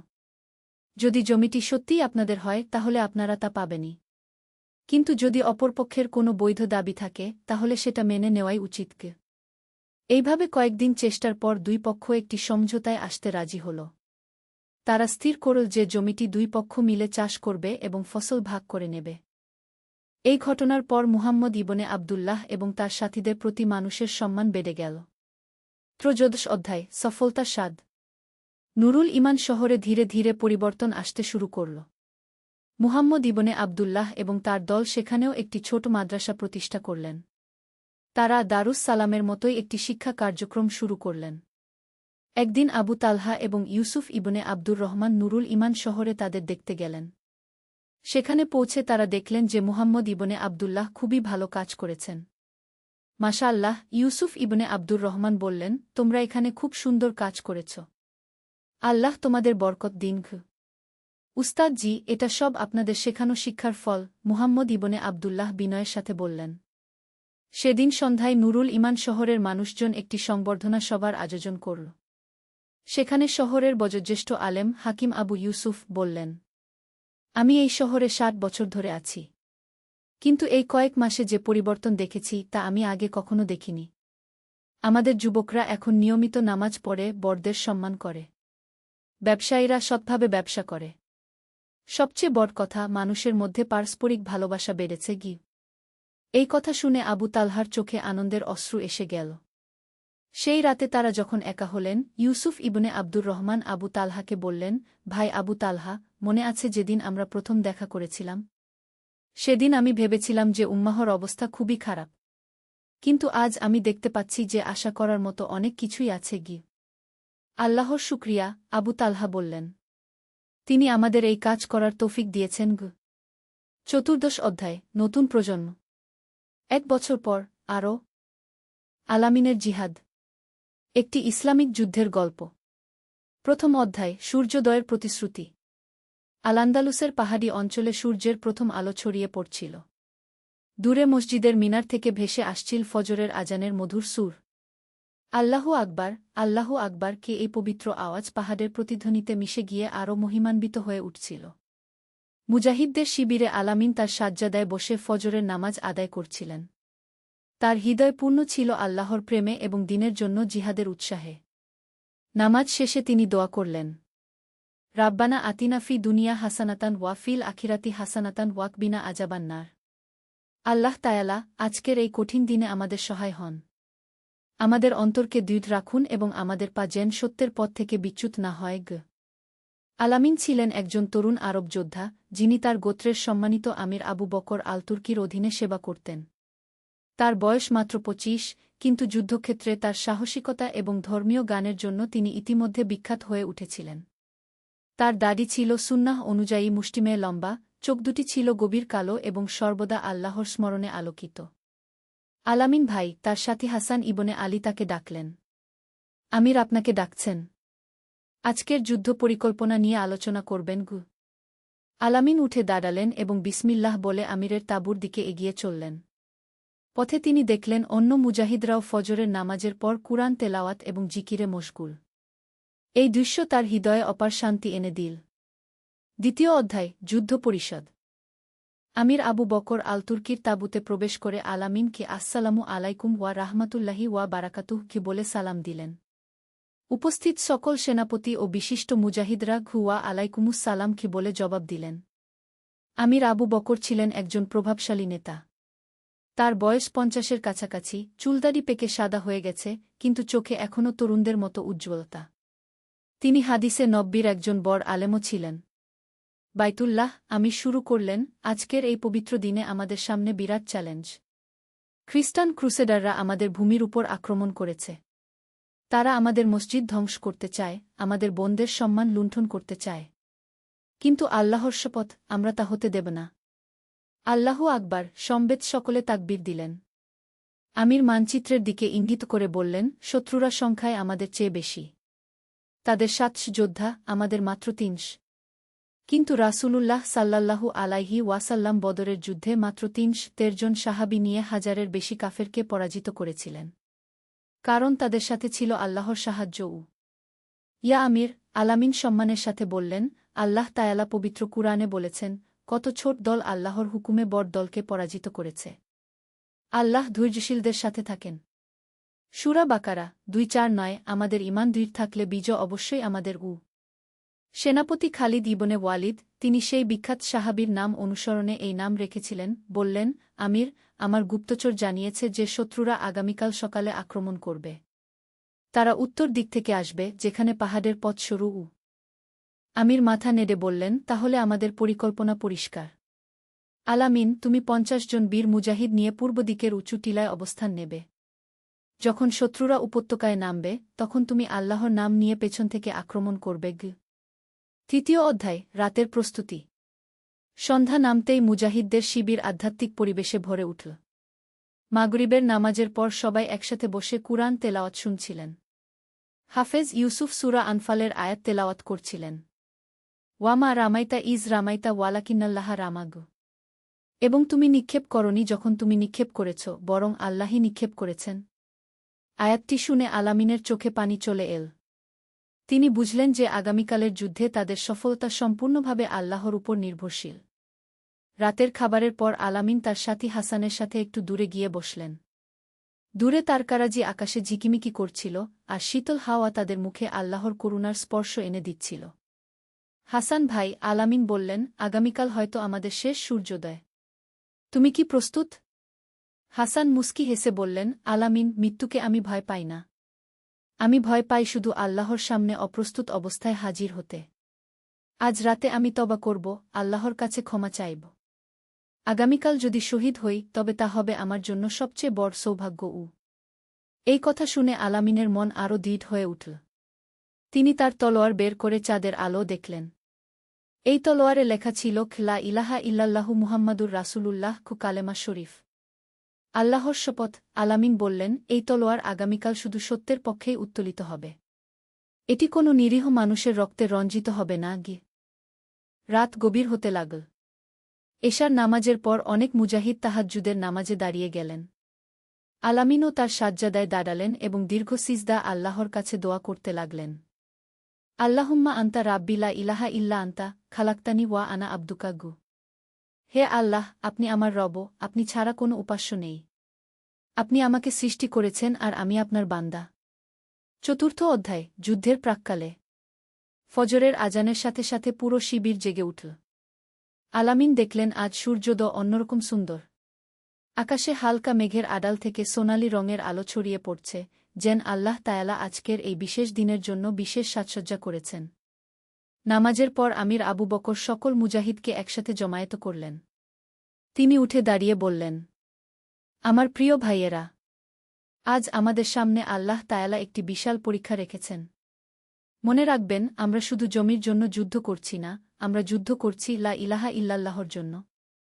আমরা যুদ্ধ করছি যাতে আল্লাহর বাণী সর্বোচ্চ থাকে। আল্লাহু আকবার, সবাই একসাথে তাকবীর দিলেন।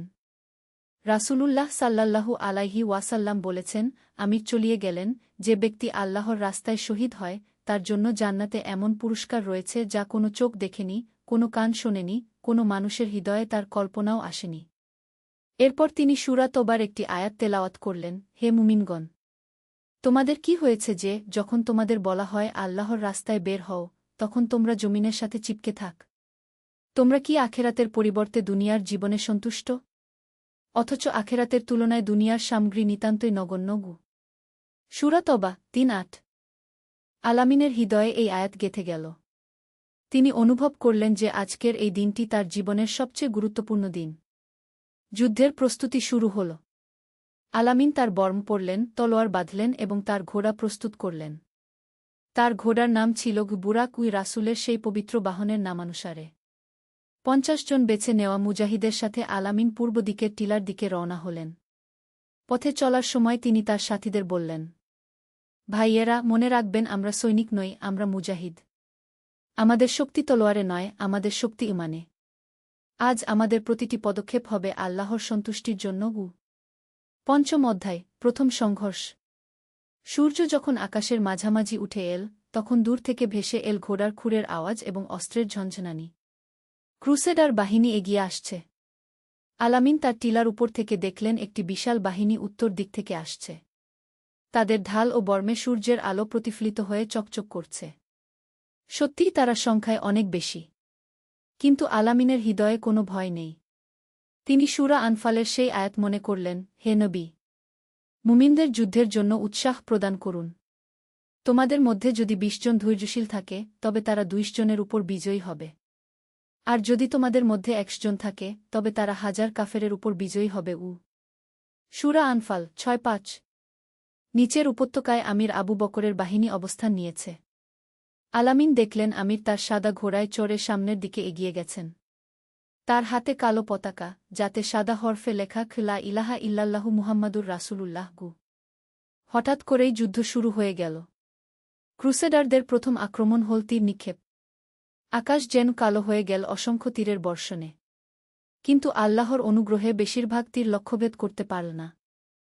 আল্লাহু আকবার, আমির আবু বকরের উচ্চকণ্ঠ শোনা গেল। আল্লাহর সাহায্য এসেছে। আক্রমণ করো। মুসলিম বাহিনী লা ইলাহা ইল্লাল্লাহ ধ্বনি দিয়ে এগিয়ে চল। তাদের মুখে আল্লাহর জিকির, হাতে তলোয়ার, হৃদয়ে ঈমানের আগুন। আলামিন বুঝলেন তার আক্রমণের সময় এসেছে। তিনি তার সাথীদের দিকে তাকিয়ে বললেন, আল্লাহর নাম নিয়ে আক্রমণ।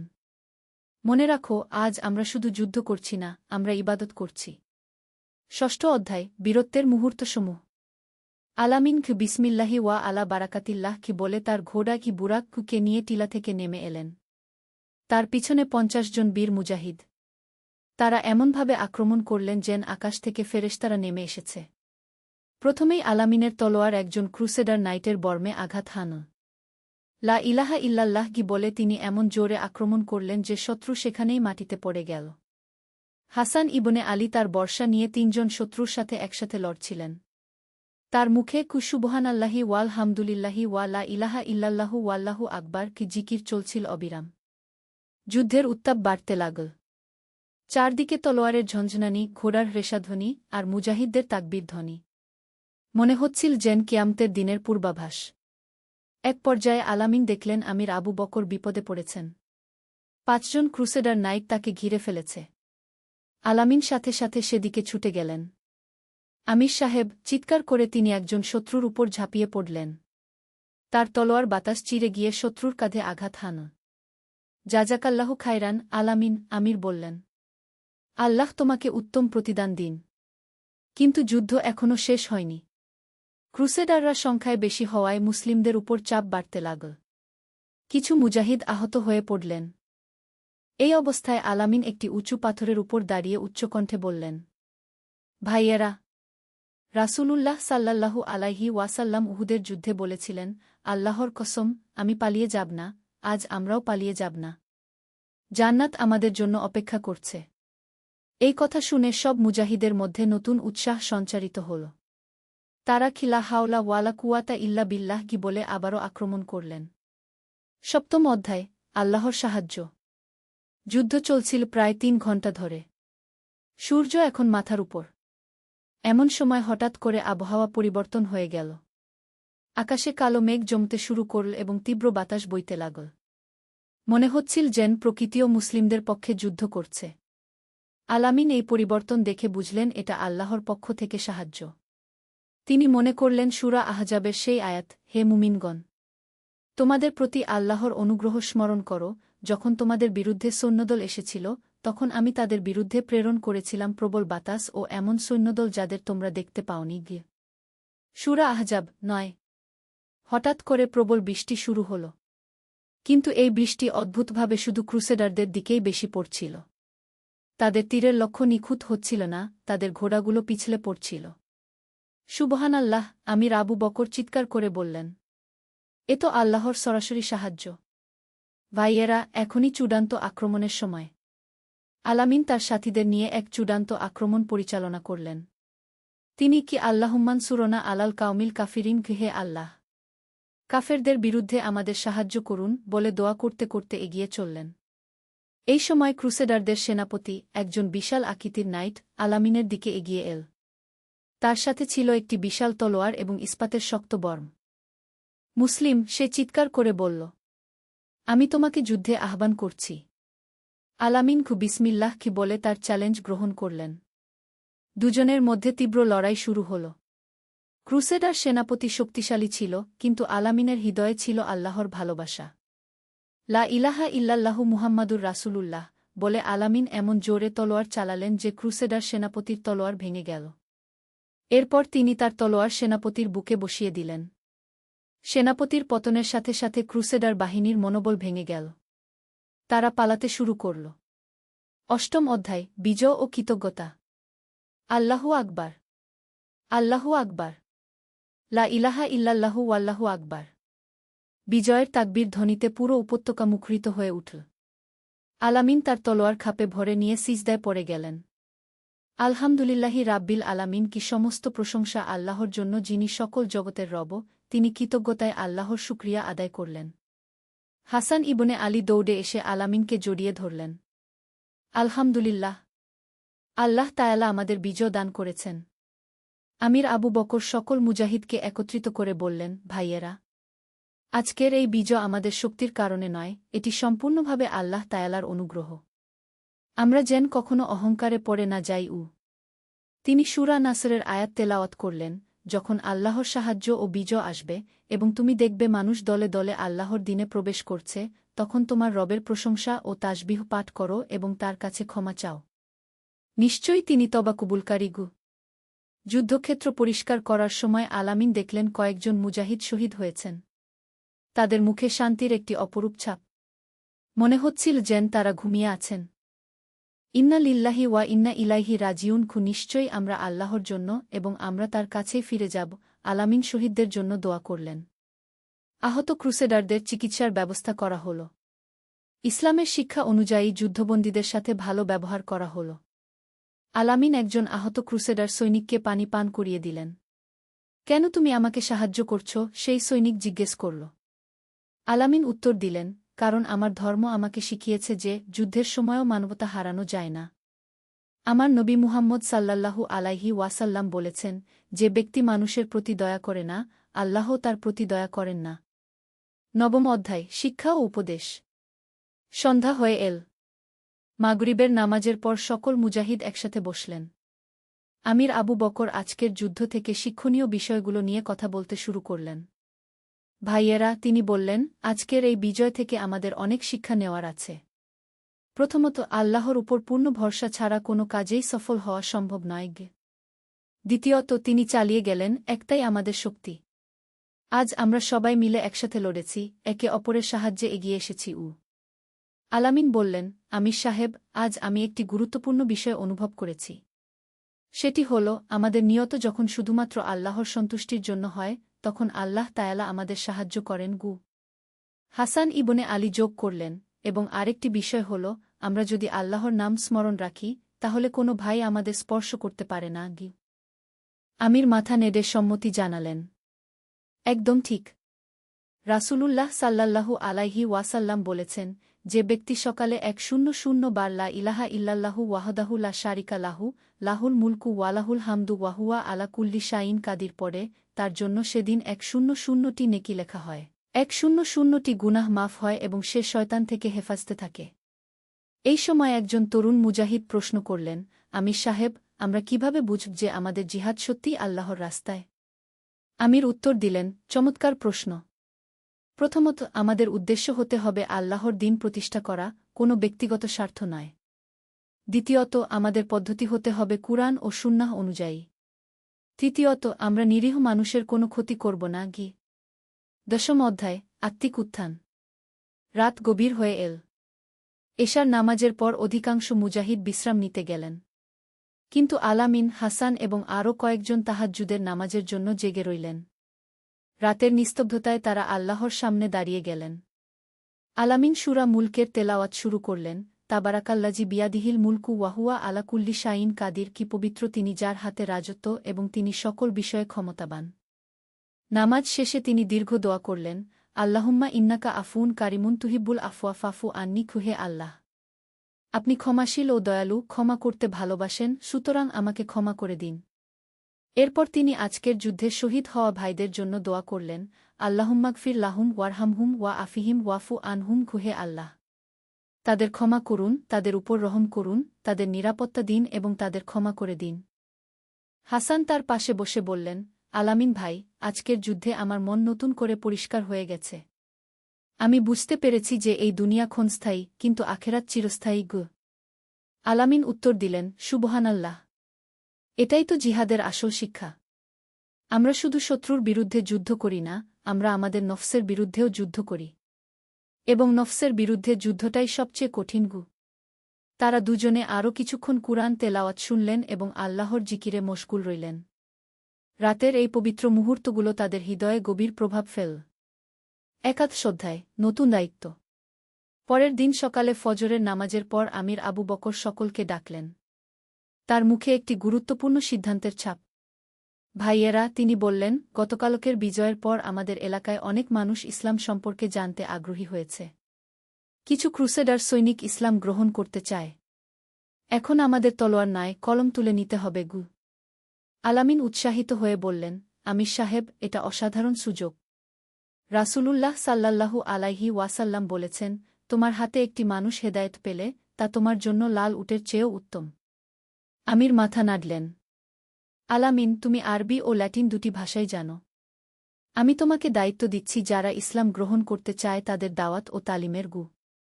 এই নতুন দায়িত্ব পেয়ে আলামিনের হৃদয় আনন্দে ভরে গেল। তিনি বুঝলেন যে এটি তার জীবনের একটি নতুন অধ্যায়ের সূচনা। সেদিনই বিকালে প্রথম একদল আগ্রহী মানুষ এসে হাজির হল। তাদের মধ্যে কয়েকজন ছিল সেই ক্রুসেডার সৈনিক যারা গতকালের যুদ্ধে মুসলিমদের আচার ব্যবহার দেখে মুগ্ধ হয়েছিল। আমরা জানতে চাই, তাদের মধ্যে একজন বলল, তোমরা কোন শক্তিতে এতটা সাহসী হতে পারো? এবং যুদ্ধ জয়ের পরও কেন তোমরা আমাদের সাথে এত ভালো ব্যবহার করছ? আলামিন মৃদু হেসে বললেন, আমাদের শক্তি আল্লাহর উপর ভরসা এবং তার রাসূল মুহাম্মদ সাল্লাল্লাহু আলাইহি ওয়াসাল্লামের শিক্ষায়। আমাদের ধর্ম আমাদের শিখিয়েছে যে সকল মানুষই আদম সন্তান, সুতরাং সবার সাথে ভালো ব্যবহার করা আমাদের দায়িত্ব। তিনি তাদের কুরআনের একটি আয়াত শোনালেন, হে মানুষ! আমি তোমাদের এক পুরুষ ও এক নারী থেকে সৃষ্টি করেছি এবং তোমাদের বিভিন্ন জাতি ও গোত্রে বিভক্ত করেছি যাতে তোমরা পরস্পরে পরিচিত হতে পারো। নিশ্চয়ই আল্লাহর নিকট তোমাদের মধ্যে সবচেয়ে সম্মানিত সেই যে সবচেয়ে বেশি তাকওয়া অবলম্বন করে। সূরা হুজুরাত ১:৩।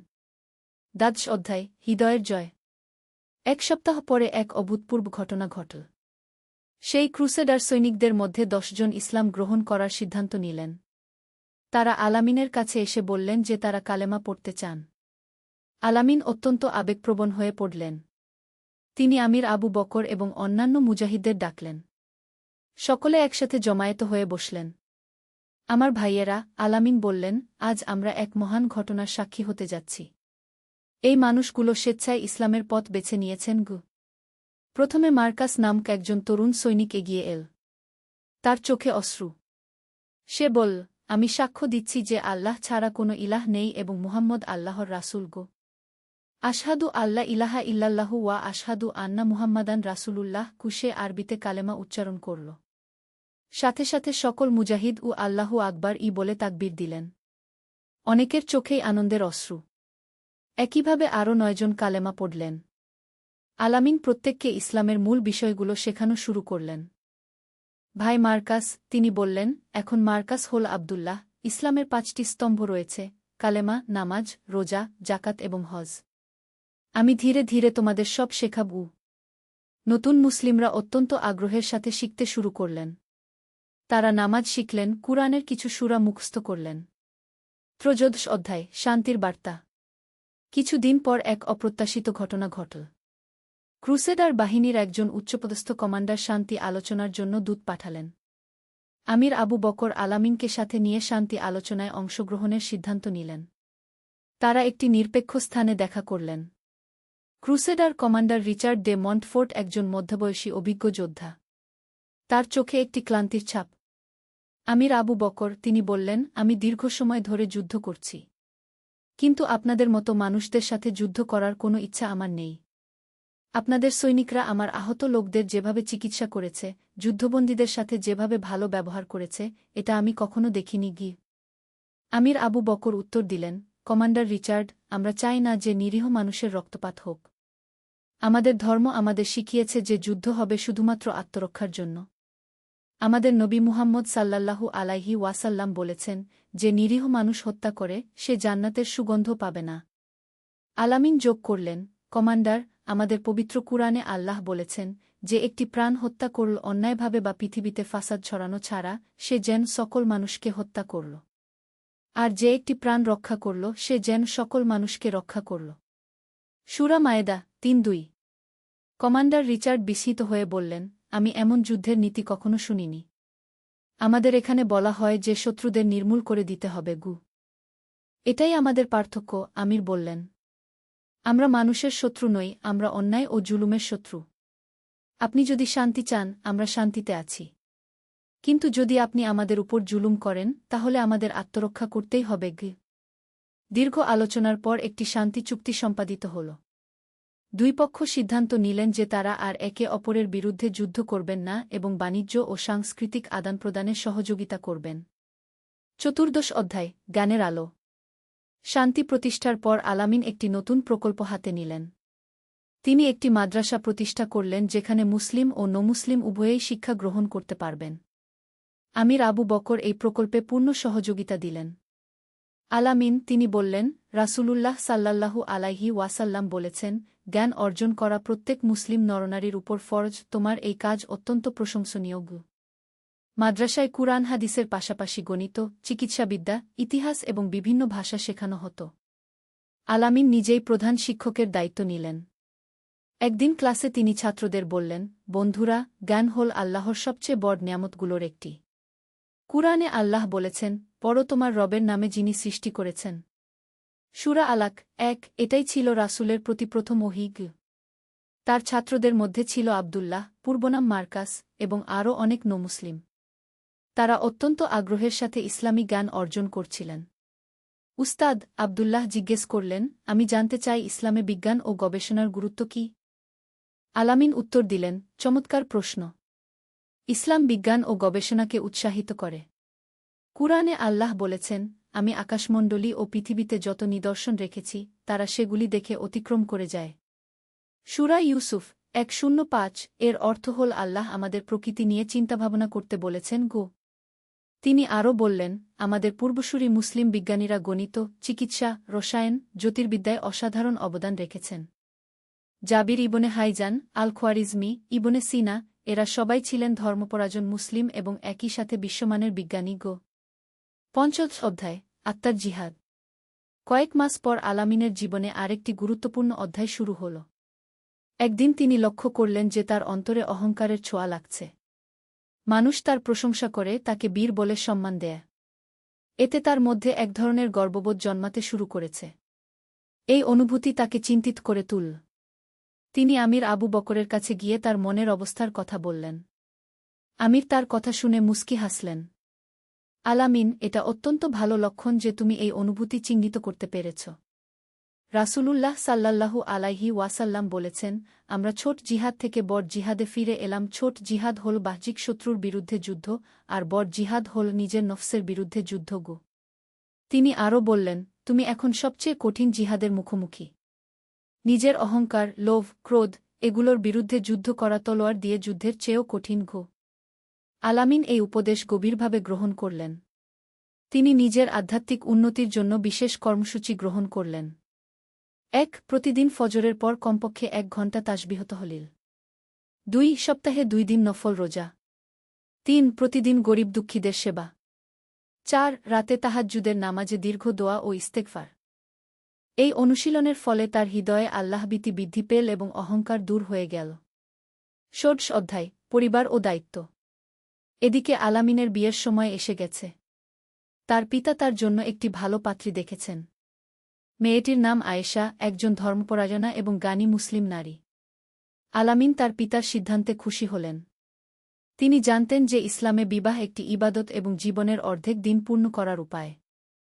বিয়ের আগে তিনি ২ রাকাত ইস্তেখারার নামাজ পড়লেন এবং আল্লাহর কাছে দোয়া করলেন, আল্লাহুম্মা ইন কানা হাজিহিল আমরু খায়রান লিফি দিনী ওয়া মায়াশি ওয়া আকিবাতি আমরি ফাকদিরহু লিগ। হে আল্লাহ, এই কাজটি যদি আমার দিন, জীবনযাত্রা ও ভবিষ্যতের জন্য ভালো হয়, তবে তা আমার জন্য নির্ধারণ করুন। বিয়ের অনুষ্ঠান অত্যন্ত সাদাসিধেভাবে সম্পন্ন হল। খুতবার সময় ইমাম বললেন, বিয়ে শুধু ২ ব্যক্তির মিলন নয়, এটি ২ পরিবারের মিলন এবং সমাজে শান্তি প্রতিষ্ঠার একটি উপায়। আয়েশা একজন অসাধারণ নারী প্রমাণিত হলেন। তিনি শুধু আলামিনের স্ত্রী হিসেবেই নয়, বরং তার দিনী কাজে একজন অংশীদার হিসেবে কাজ করতে লাগলেন। তিনি মহিলাদের জন্য আলাদা দিনী শিক্ষার ব্যবস্থা করলেন। সপ্তদশ অধ্যায়, সন্তান ও ভবিষ্যৎ। ১ বছর পর আল্লাহ তায়ালা তাদের একটি পুত্র সন্তান দান করলেন। তারা তার নাম রাখলেন মুহাম্মদ, নবী করিম সাল্লাল্লাহু আলাইহি ওয়াসাল্লামের নামানুসারে। সন্তান হওয়ার পর আলামিনের দায়িত্ববোধ আরও বৃদ্ধি পেল। তিনি বুঝলেন যে শুধু তার নিজের আখেরাত নয়, তার সন্তানের সুশিক্ষা ও সুন্দর ভবিষ্যতের জন্যও তাকে কাজ করতে হবে। আয়েশা, তিনি তার স্ত্রীকে বললেন, আমাদের এই ছেলেকে এমনভাবে গড়ে তুলতে হবে যেন সে আল্লাহর একজন নেক বান্দা হয়। রাসূলুল্লাহ সাল্লাল্লাহু আলাইহি ওয়াসাল্লাম বলেছেন, তোমরা প্রত্যেকেই দায়িত্বশীল এবং নিজ নিজ দায়িত্ব সম্পর্কে জবাবদিহি করতে হবে। আয়েশা উত্তর দিলেন, আমিন। আমি চাই আমাদের ছেলে কুরআন হাদিসের জ্ঞান অর্জন করুক, কিন্তু সেই সাথে দুনিয়ার প্রয়োজনীয় জ্ঞানও যেন তার থাকে। তারা দুজনে মিলে তাদের সন্তানের জন্য একটি সুন্দর পরিকল্পনা তৈরি করলেন। সন্তান যখন একটু বড় হবে তখন তাকে কুরআন মুখস্থ করানো হবে, আরবি ভাষা শেখানো হবে এবং সেই সাথে অন্যান্য প্রয়োজনীয় বিষয়ও। অষ্টাদশ অধ্যায়, জীবনের শেষ যুদ্ধ। আলামিনের বয়স যখন ৫০, তখন আবারও তাদের এলাকায় একটি নতুন চ্যালেঞ্জ এল। একদল দস্যু যারা কোনো ধর্মে বিশ্বাস করে না, শুধু লুটপাট আর অন্যায়ে বিশ্বাস করে, তারা এলাকায় ত্রাস সৃষ্টি করতে শুরু করল। এই দস্যুরা মুসলিম খ্রিস্টান নির্বিশেষে সবার উপর অত্যাচার করছিল। তারা মসজিদ গির্জা দুটোই ধ্বংস করেছে, নিরীহ মানুষ হত্যা করেছে। আমির আবু বকর তখন অনেক বিদ্ধ হয়ে গেছেন। তিনি আলামিনকে ডেকে বললেন, বেটা, আমার শরীর আর যুদ্ধের উপযুক্ত নেই। এই শেষ জিহাদের দায়িত্ব তোমার উপর গু। আলামিন এই দায়িত্ব গ্রহণ করলেন। কিন্তু এবার তার কৌশল ভিন্ন ছিল। তিনি প্রথমে দস্যুদের কাছে শান্তির বার্তা পাঠালেন। তিনি তাদের বললেন, তোমরা যদি অন্যায় কাজ ছেড়ে দাও এবং সৎ পথে ফিরে আসো, তাহলে আমরা তোমাদের সাহায্য করব। কিন্তু দস্যুরা এই প্রস্তাব প্রত্যাখ্যান করল এবং আরও বেশি অত্যাচার শুরু করল। অগত্যা আলামিনকে সর্বশেষ অস্ত্র তুলে নিতে হল। কিন্তু এবার তার সাথে ছিল খ্রিস্টান মিত্ররাও। কারণ দস্যুরা সবার উপরই অত্যাচার করছিল। যুদ্ধ শুরুর আগে আলামিন তার সৈনিকদের বললেন, ভাইয়েরা, মনে রাখবেন আমরা অন্যায়ের বিরুদ্ধে যুদ্ধ করছি, কোনো ব্যক্তি বা জাতির বিরুদ্ধে নয়। যদি কেউ আত্মসমর্পণ করে তাকে হত্যা করা যাবে না। যদি কেউ পালিয়ে যায় তার পিছনে ধাওয়া করা যাবে না। ১৯ অধ্যায়, চূড়ান্ত বিজয়। এই যুদ্ধ আলামিনের জীবনের সবচেয়ে কঠিন যুদ্ধ ছিল। দস্যুরা কোনো নিয়মকানুন মানত না, তারা নিষ্ঠুর ও নির্দয় ছিল। যুদ্ধের এক পর্যায়ে আলামিন আহত হয়ে পড়লেন। একটি তীর তার কাঁধে বিঁধেছে। কিন্তু তিনি হাল ছাড়লেন না। হাসান ভাই, তিনি তার পুরনো সাথীকে ডাকলেন, আমার মনে হয় আজ হয়তো আমার শেষ যুদ্ধ। যদি আমার কিছু হয়, তুমি আমার স্ত্রী ও সন্তানের দেখাশোনা করবে। হাসান চোখের পানি ফেলে বললেন, এসব কি বলছেন? আল্লাহ আপনাকে দীর্ঘজীবী করুন গো। কিন্তু আল্লাহর ইচ্ছা ছিল অন্য। যুদ্ধের শেষ পর্যায়ে আলামিন আরেকটি গুরুতর আঘাত পেলেন। তিনি মাটিতে পড়ে গেলেন। তার মৃত্যুশয্যায় তিনি বললেন, লা ইলাহা ইল্লাল্লাহু মুহাম্মাদুর রাসূলুল্লাহ। আল্লাহুম্মা আগফিরলি ওয়ারহামনি ওয়ালহিকনি বীর রফিকিল আলাগ। হে আল্লাহ, আমাকে ক্ষমা করুন, আমার উপর দয়া করুন এবং আমাকে সর্বোচ্চ বন্ধুর, রাসূলের সাথে মিলিত করুন। আলামিন ৫-২ বছর বয়সে শাহাদাত বরণ করলেন। তার মৃত্যুর সাথে সাথে দস্যু বাহিনী সম্পূর্ণভাবে পরাজিত হল। ২০ অধ্যায়, উত্তরাধিকার। আলামিনের মৃত্যুতে পুরো এলাকা শোকে মুহ্যমান হয়ে পড়ল। মুসলিম খ্রিস্টান নির্বিশেষে সবাই তার জানাজায় অংশগ্রহণ করল। তার ছেলে মুহাম্মদ তখন ২-৫ বছরের তরুণ। সে তার বাবার পথ অনুসরণ করার প্রতিজ্ঞা নিল। আয়েশা তার স্বামীর মৃত্যুতে ধৈর্যের পরিচয় দিলেন। তিনি বললেন, ইন্না লিল্লাহি ওয়া ইন্না ইলাইহি রাজিউন। আল্লাহ যা দিয়েছিলেন তিনিই ফিরিয়ে নিলেন। আলহামদুলিল্লাহ গু। আলামিনের প্রতিষ্ঠিত মাদ্রাসা তার মৃত্যুর পরও চালু রইল। সেখানে তার ছেলে মুহাম্মদ প্রধান শিক্ষকের দায়িত্ব নিল। বছরের পর বছর কেটে গেল। আলামিনের কাহিনী মানুষের মুখে মুখে ছড়িয়ে পড়ল। তার জীবনের গল্প শুনে অনেক মানুষ ইসলামের প্রতি আকৃষ্ট হল। উপসংহার, আদর্শের আলো। আলামিনের জীবন আমাদের শেখায় যে প্রকৃত জিহাদ শুধু যুদ্ধক্ষেত্রে নয়, বরং জীবনের প্রতিটি ক্ষেত্রে।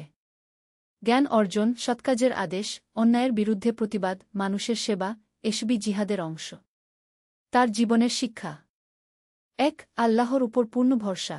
কোনো কাজে সফল হতে হলে আল্লাহর সাহায্য প্রয়োজন। ২. ন্যায়বিচার। যুদ্ধের সময়ও ন্যায়বিচার ও মানবতা বজায় রাখতে হয়। ৩. জ্ঞান অর্জন। তলোয়ারের চেয়ে কলমের শক্তি বেশি। ৪. সহনশীলতা। অন্য ধর্মের মানুষদের সাথে শান্তিপূর্ণ সহাবস্থান সম্ভব। ৫. আত্মসংশোধন। বাহ্যিক শত্রুর চেয়ে নিজের নফসের বিরুদ্ধে যুদ্ধ বেশি গুরুত্বপূর্ণ। আলামিনের কাহিনী আজও মানুষকে অনুপ্রাণিত করে। তার জীবন প্রমাণ করে যে ইসলাম একটি পূর্ণাঙ্গ জীবন ব্যবস্থা, যা শুধু ব্যক্তিগত জীবনেই নয়, বরং সমাজ ও রাষ্ট্রীয় জীবনেও শান্তি ও কল্যাণ নিয়ে আসতে পারে। তার জীবনের মূল বাণী ছিল, লা ইলাহা ইল্লাল্লাহু মুহাম্মাদুর রাসূলুল্লাহ। আল্লাহ ছাড়া কোনো ইলাহ নেই, মুহাম্মদ আল্লাহর রাসূল। এই কালেমার উপর ভিত্তি করেই তিনি তার পুরো জীবন পরিচালনা করেছেন। সমাপনী দোয়া: রাব্বানা আতিনা ফি দুনিয়া হাসানাতান ওয়া ফিল আখিরাতি হাসানাতান ওয়াকবিনা আযাবান নার। রাব্বানা তাকাব্বাল মিন্না ইন্নাকা আনতাস সামিউল আলিম। হে আমাদের রব, আমাদের দুনিয়াতে কল্যাণ দান করুন, আখেরাতেও